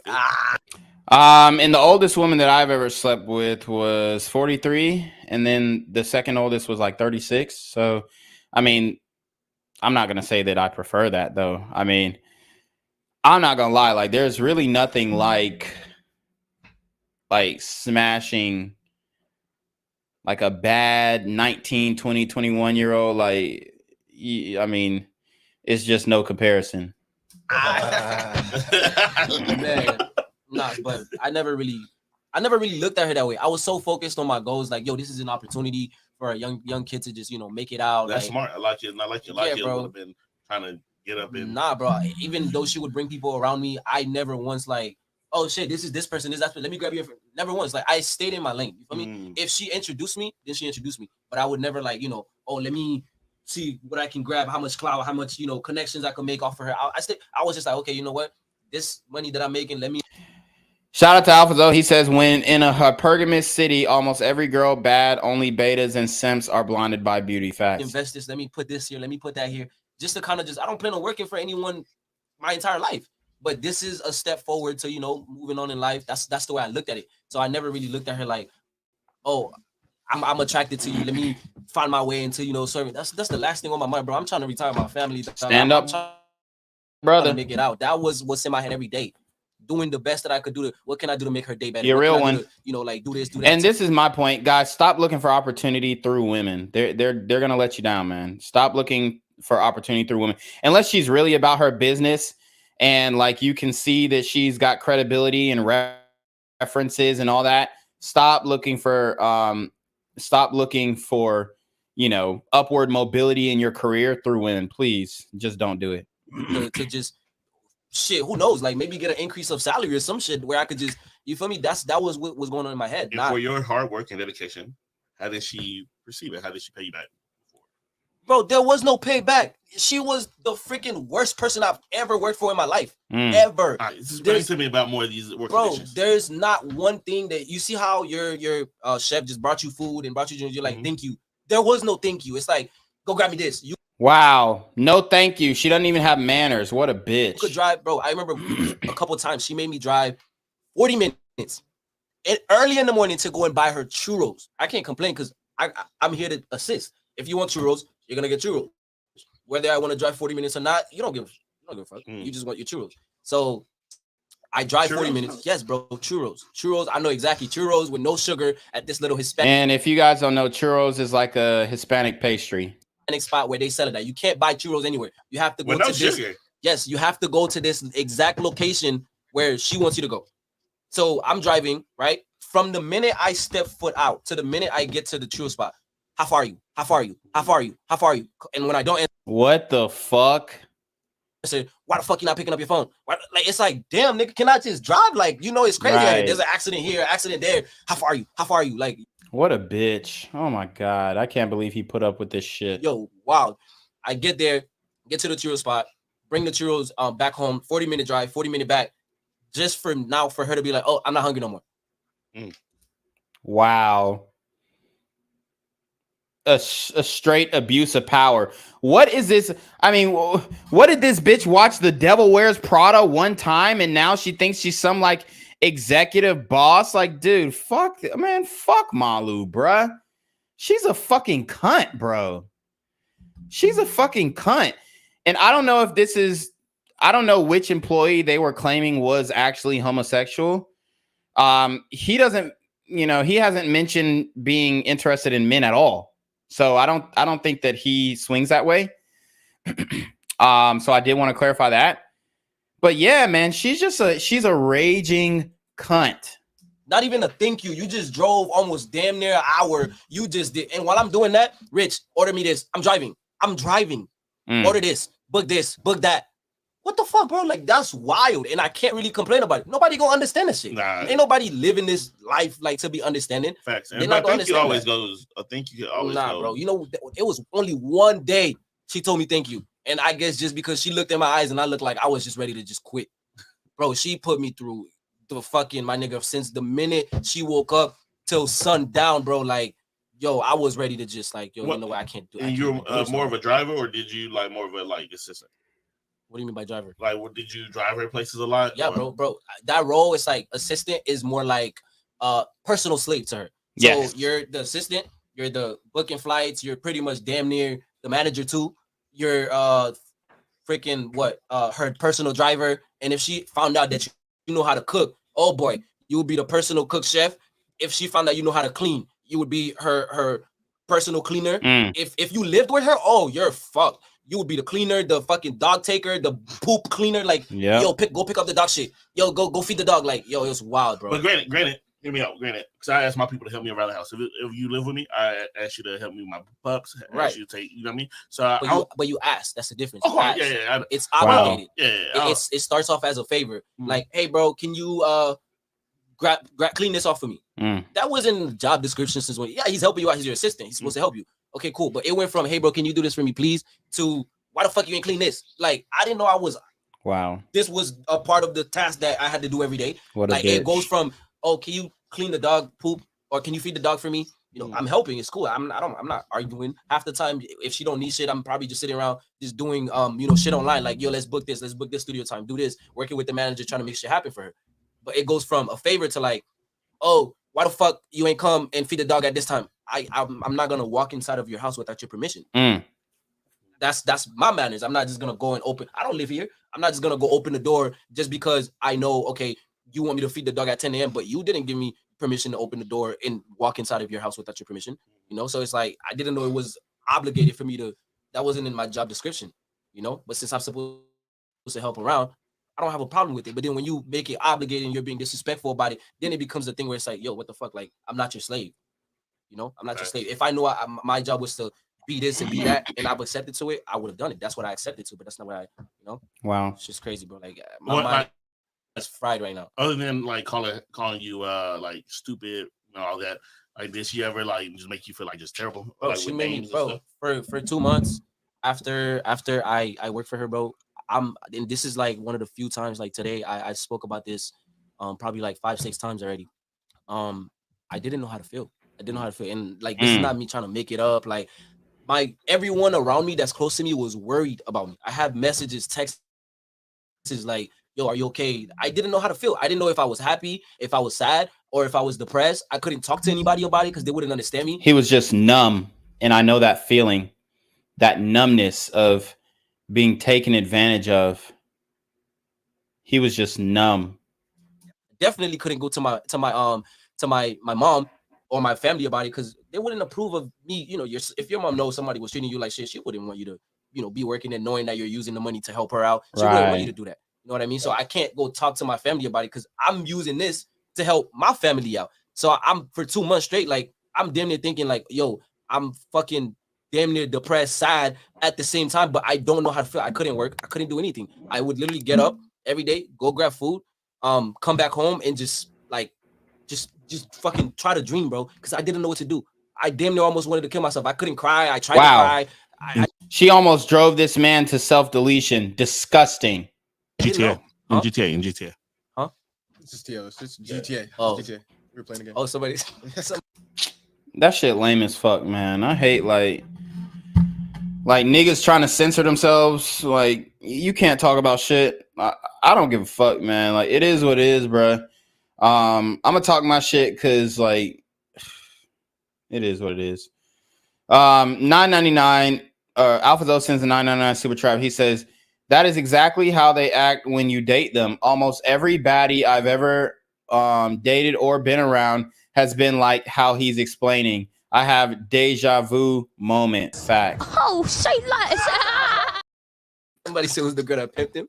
Oh shit! Damn, did you feel pimped?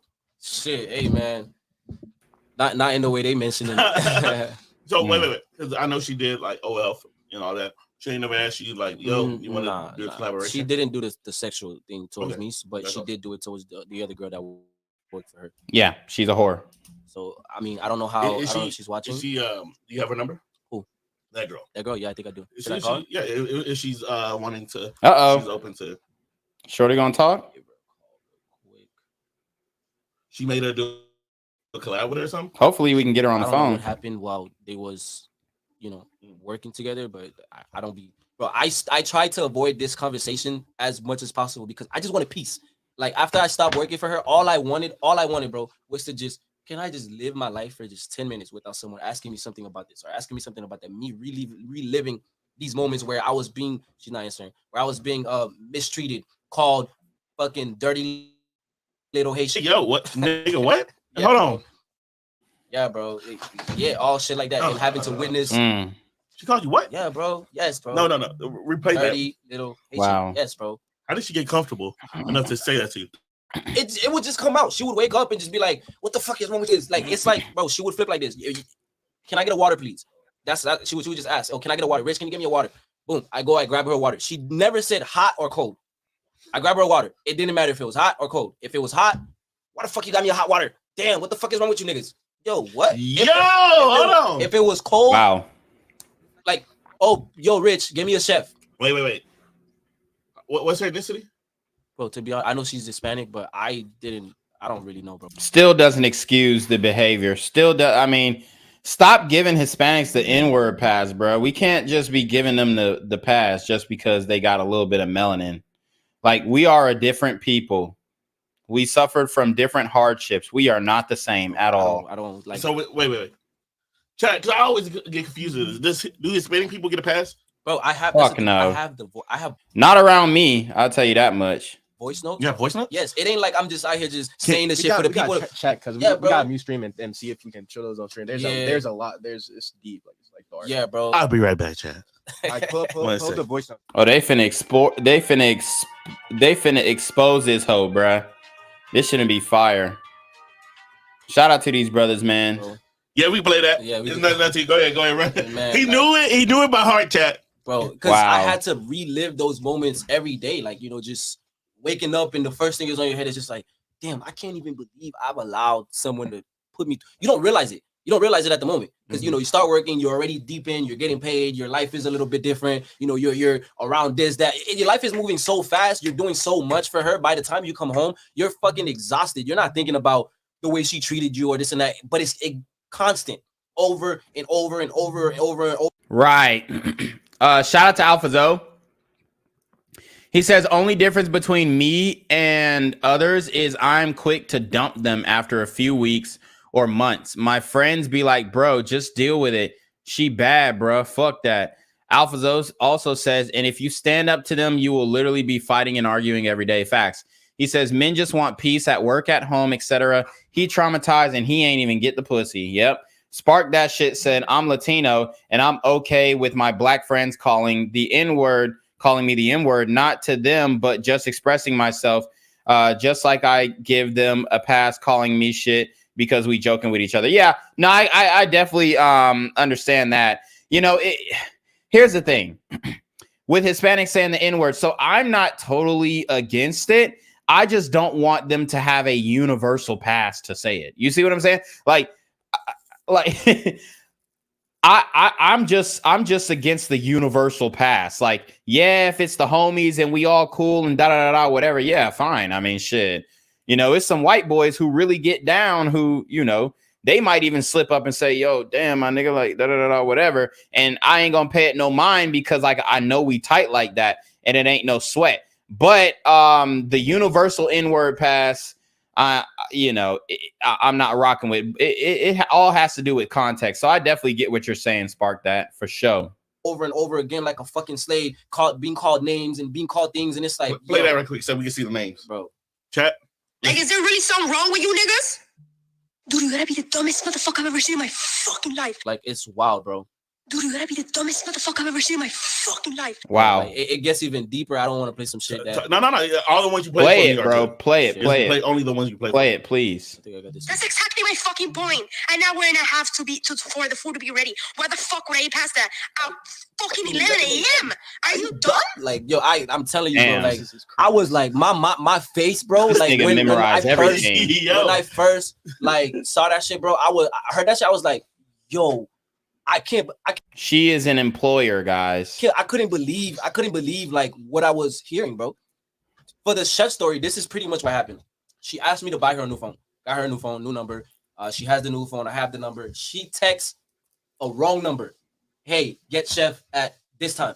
I'm not getting the text. You ain't texting me that. You texting somebody completely different about that shit. So I'm over here. I already know she eats at this time, that time. I told the chef to come. Chef ended up coming early and started cooking fucking pasta for her. So she wakes up and she's like, I'm not eating that shit at this fucking time. And she even threatened, I have fucking videos. If he cooks that shit at this time, I'll throw it at the fucking car that you drive. Like, yo, wow, bro. Can you show me that? Now, I'm not going to lie. Pasta at 11 a.m. is kind of crazy. Unless it's like some type of breakfast pasta. I mean, I wouldn't get that mad and say, oh, well, you know, I'm going to throw it out the window. But I would say, hey, you know, do you really think that pasta is the best breakfast? I mean, I'd take a donut and a coffee. Okay. Bro, hold on. Let me find that shit for you real quick. No. Dead ass, bro. No, man. First, let me show you the message where can I say the B word? Yeah, you can say bitch. You can't just say slurs. Okay. Well, like, that's what she said a lot of slurs, but it's not in this video. Okay, yeah. So this is when she hold on, let me see. So I can show the. Wait, no. This is a video first when she texted the wrong number, so you could hear it. Bitch, please. Fuck you mean you didn't get no messages and I texted you? The fuck do you mean? So you can see right here that she sent the messages. But first of all, when you send a message to someone on iMessage, it says delivered at the bottom when the message goes through. It ain't never said no deliver here. There's no deliver there. So the message never went through, which means you sent it to either the wrong number or not me. So I never got it. So I'm getting cursed out for, again, my job title. This is what I gave my job title. It's get blamed for everything that happens to Malu Trevejo. I was getting paid to take the blame for everything, whether I was right, wrong. I never got, if I was right, if it was something good, she gets credit. But anything else, it don't matter if it was her fault, one of her friends' fault, somebody else's fault. You know whose fault it was? My fault. Everything was just pinned on me. Now imagine how many other black people did you work with? Shit, I work with a lot of people, bro. A lot of people. No, I'm talking about there. Oh, with her? Uh-huh. What do you mean by work with? I mean, her, all of her securities were black. I'm talking about the people that quit. Out of all the people that quit and doing the lawsuit, how many of them are black? One. The other ones are Hispanic. One. Yeah. It just seems like there's a pattern on who thought it was. I mean, she's just a piece of shit, though. Because she's mistreating everybody in her life. It's not just the black men or women, but sheesh. I mean, shit, bro. And it's funny because if anybody else was to get on the phone with you right now, they'll tell you like you would hear the same story from everybody else without us having to communicate. If you was to call somebody else that went through the shit and you got on the phone with them and I wasn't here and be like, yo, tell them this, you would hear the same shit. Because she does the same shit, but a lot of people are so fooled by the fucking celebrity followers and they're scared that if I go on Instagram, if I go on this and expose her, she's gonna come for me. I don't give a fuck about this fame shit. So I could say whatever, I could say the truth because it's the truth. That's what it is. I don't care. It's the truth. She did this to me. She did this to the other people that were working for her. She's probably doing this shit right now to whoever's her assistant. So let me ask you this: after she did that to you, did she ever like the next days? Was it like, hey, no, I'm sorry. Next days, bro, fucking 3 minutes. Like she would say stuff, curse me out, yell, do screaming, fucking all the bullshit you could think in the book. I would send her messages like, hey, let's be respectful. I never like talk back. I'm not a drama person. I don't like drama. If you disrespect me, I'm just gonna address it to you like, yo, I didn't like what you did, and we have to come to a conclusion to fix it and move on. I don't like drama, like the fighting and this and that. Yeah, I don't like that shit. So I would tell her. Jesus Christ, imagine your boss being a fucking 21-year-old entitled OnlyFans whore. Godly, I couldn't even imagine working for a bitch like that. Oh, man. Bro is down bad. Down bad. And he always tried to keep it respectful, man. So shout out to this brother. He tried to do his damn job. Like, hey, let's be professional. I'm your assistant. My job is supposed to make you better, your day better. My life revolves around yours, damn near at this point. Like, I can't do shit without fucking including you in it because I'm here with you almost 24/7. Even on the times where I'm not working, I'm book this, book that, 3 fucking a.m. book security. I'm in the club. You didn't even tell me you was going to the club. Now I have to find a security unless like I'm a fucking genie. Like I wish security was here with you. Like that's not how that shit works. Yo, come, blah blah blah. She needs this, she needs that. They don't want to come. They don't want this. Now I gotta figure shit out. Like 3 a.m. bro, 3, 4, 5 a.m. Why the fuck you not answering? What? This is off hours. I'm not obligated to be fucking at 5 a.m. booking you security when you didn't even tell me shit. You feel me? But did she ever like apologize? No, bro. There was no apology. I would tell her like, hey, I didn't like the way you did this. Let's be professional, blah blah blah, this and that. Like just telling her like, let's be respectful towards each other. Like, don't curse me out, don't yell at me, don't this and that. I would even tell her like, yo, I'm not responding to you for the next 30 minutes because this is too negative for me. I can't take this much. I'm gonna respond when you calm down. I would tell her stuff like that because I couldn't take it. It's so much. And guess what? She would switch the message like this. Can you come feed my dog? Like completely like reads the whole fucking paragraph that I sent. No sympathy. Can you book this for me? Like nothing ever happened. Like nothing ever happened, bro. Like fuck. And the reason why she can do that is because she's on drugs. So like she can't even process how her actions affect other people. This is how drug addicts behave. They can't fathom how their actions affect other people. Fucking curse you out, bitch. You this, fuck this, that. What was the first time? Like, what was the first time? I don't remember, bro. I don't remember. Like, were you like, what the fuck, bro? Shit, I was like, what the fuck within the first week, just watching how she was getting mad at other people. But at first week, it wasn't really towards me. It was just her anger would switch like this.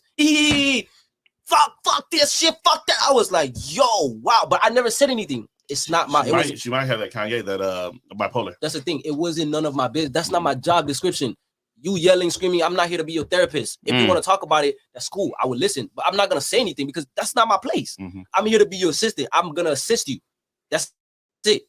Wow. I ain't here to be involved and try to be all lovey-dovey, friendish.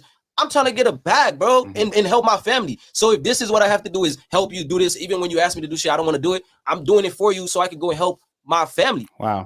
It's the truth. It ain't storytelling. It's the fucking truth. There's proof of everything. Like I could show you voice notes, text messages, like everything. This is proof. That's why Rolling Stones agreed to even take this on as a story in the first place. Because when I was doing the interview, they heard the fucking voice notes and they was like, yo, I can't believe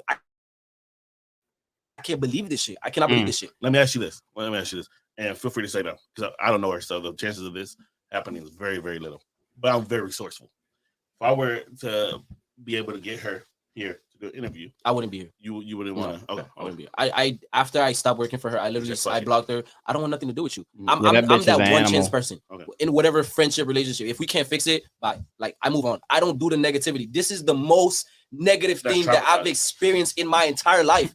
Bro, my parents, my family were like negative about me about my goals, and I left the house and was fucking homeless for months because I didn't want to deal with the negativity. I didn't even realize that I was dealing with it until later on. You feel me? So it's like when I realized it was just like, yo, I just want to be peaceful. I couldn't talk about it for months because I didn't even know how to talk about it. I didn't know how. It's just like I'm still trying to catch my breath. Like, oh shit! You guys see how abusive these women are. They're extremely abusive. They try and make it seem like men are the abusers and whatnot, but women verbally instigate a lot of these altercations. And when they have the means to physically initiate them, they'll do the same. Just like Malu, she's using her bodyguard as a pit bull. Went through this? Damn. And then people are asking, yo, replay the audios. And I'm just like, yo, I cannot believe this shit. Like, yo, she was, oh my God. Like, because everything was just so fast. Like, bitch, fuck you this. And then you ordered this. And then the manager calls you, yo, we need to do this for Malu so she could do. You don't have time to feel. You don't have time to sit back and feel like, oh, I'm being manipulated. I'm being fucking called this and called that and nigga this and nigga that and then bitch this. And you don't have the time. So when you finally do get the little time, you sit back and you're like, yo, I don't even know if I'm supposed to be sad, depressed, or fucking kill myself. I don't know what to do at this point. GTA. Huh? So when you GTA. Okay. Role player, GTA. Yeah, Okay. GTA, Okay. Yeah, I don't know if I was supposed to just GTA because it felt like I was like not even belittled, like just put to the lowest level on earth that you possibly could. Like that we're nothing. where you don't feel like you have a purpose. I'm just trying to figure out what can I do? What can I do? What can I do to just like maybe just like get some type of breathing where I feel like I could just for a little bit. Did she like did drugs or anything? Or Yeah, it's another thing. She would make me buy fucking pounds and pounds of weed, bro, and I would have to drive the car with it.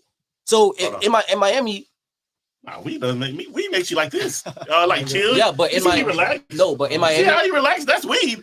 In Miami is not legal in Miami. That's the thing. Over here in Cali, weed is legal. Yeah, but like no. This is what I'm saying. You play that voicemail. This is weed. This is weed. This is weed personified. Okay. Dude, you know, this relaxes you. I've never met just a really angry weed person. Well, she's probably that one angry weed person. She was having you picked up some late shit. Whatever she was smoking. Allegedly. Maybe. Look, bro, I don't smoke, so I don't like how, like, you know, I guess this is his show. This is his sense of humor. I don't like how he's walking on eggshells with this conversation. That's just me, though.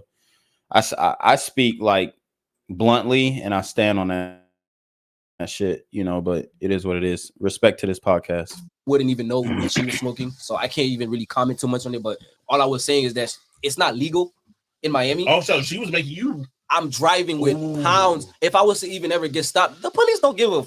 You they don't, bro. You black.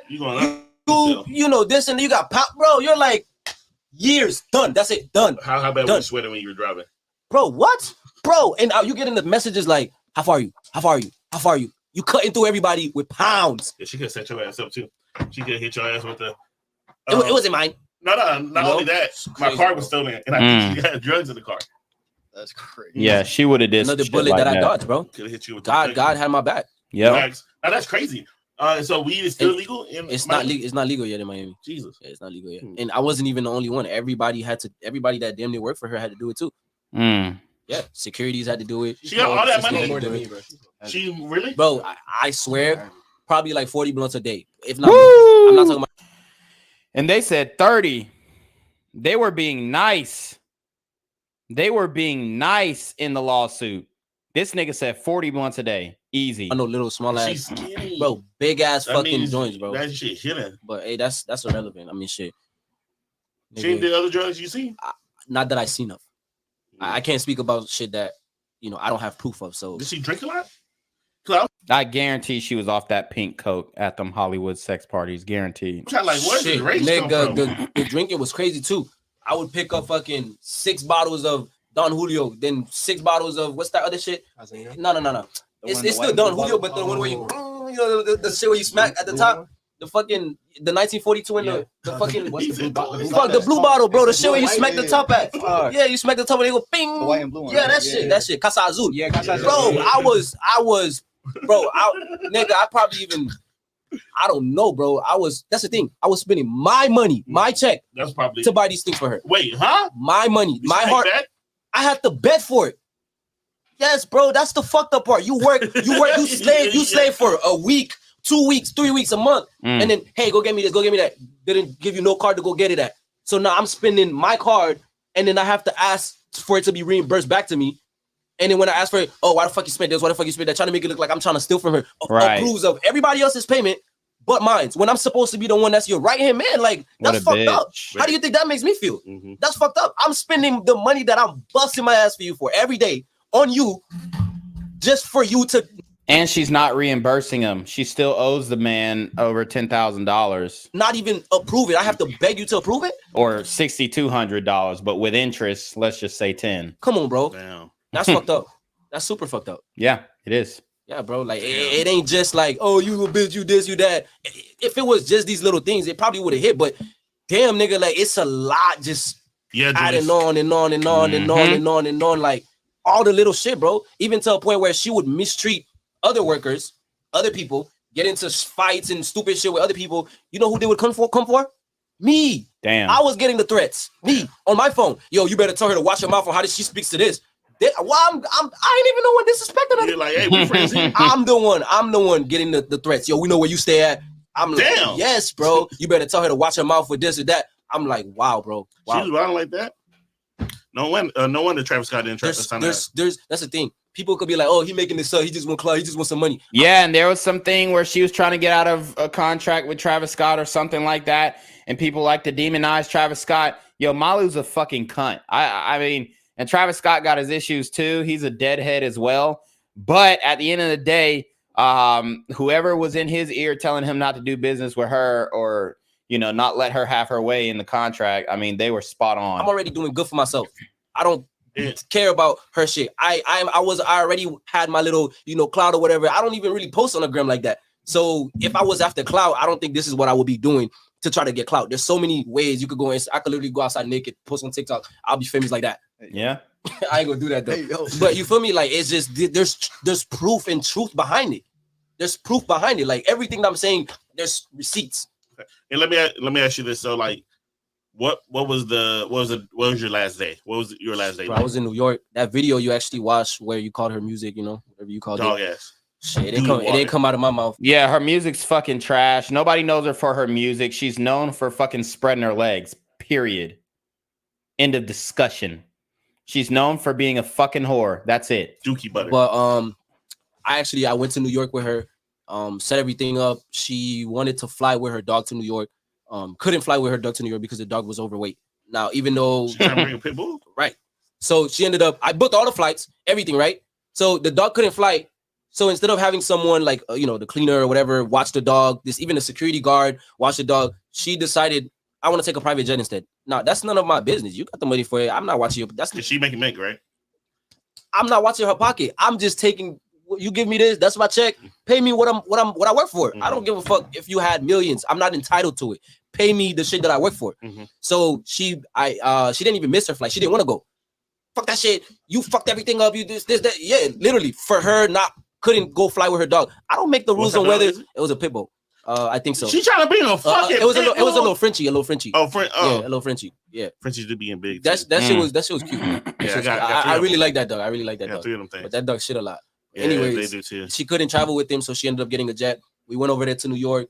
I had to book everything while making sure all her shit is this and that. Now, since we were supposed to fly, I guess American, her suitcase had already left. Her suitcase already left to fucking New York.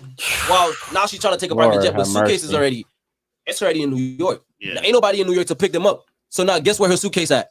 Come back to Miami while she's about to take a flight to New York. Real quick. People really want to know how much you're getting paid. Can you repeat yourself? I was making like around $1,300 a week after taxes. Really. So really like $1,700, maybe like $5,000 to $8,000 a month around there. It ain't really nothing crazy, but I was investing my money on the side.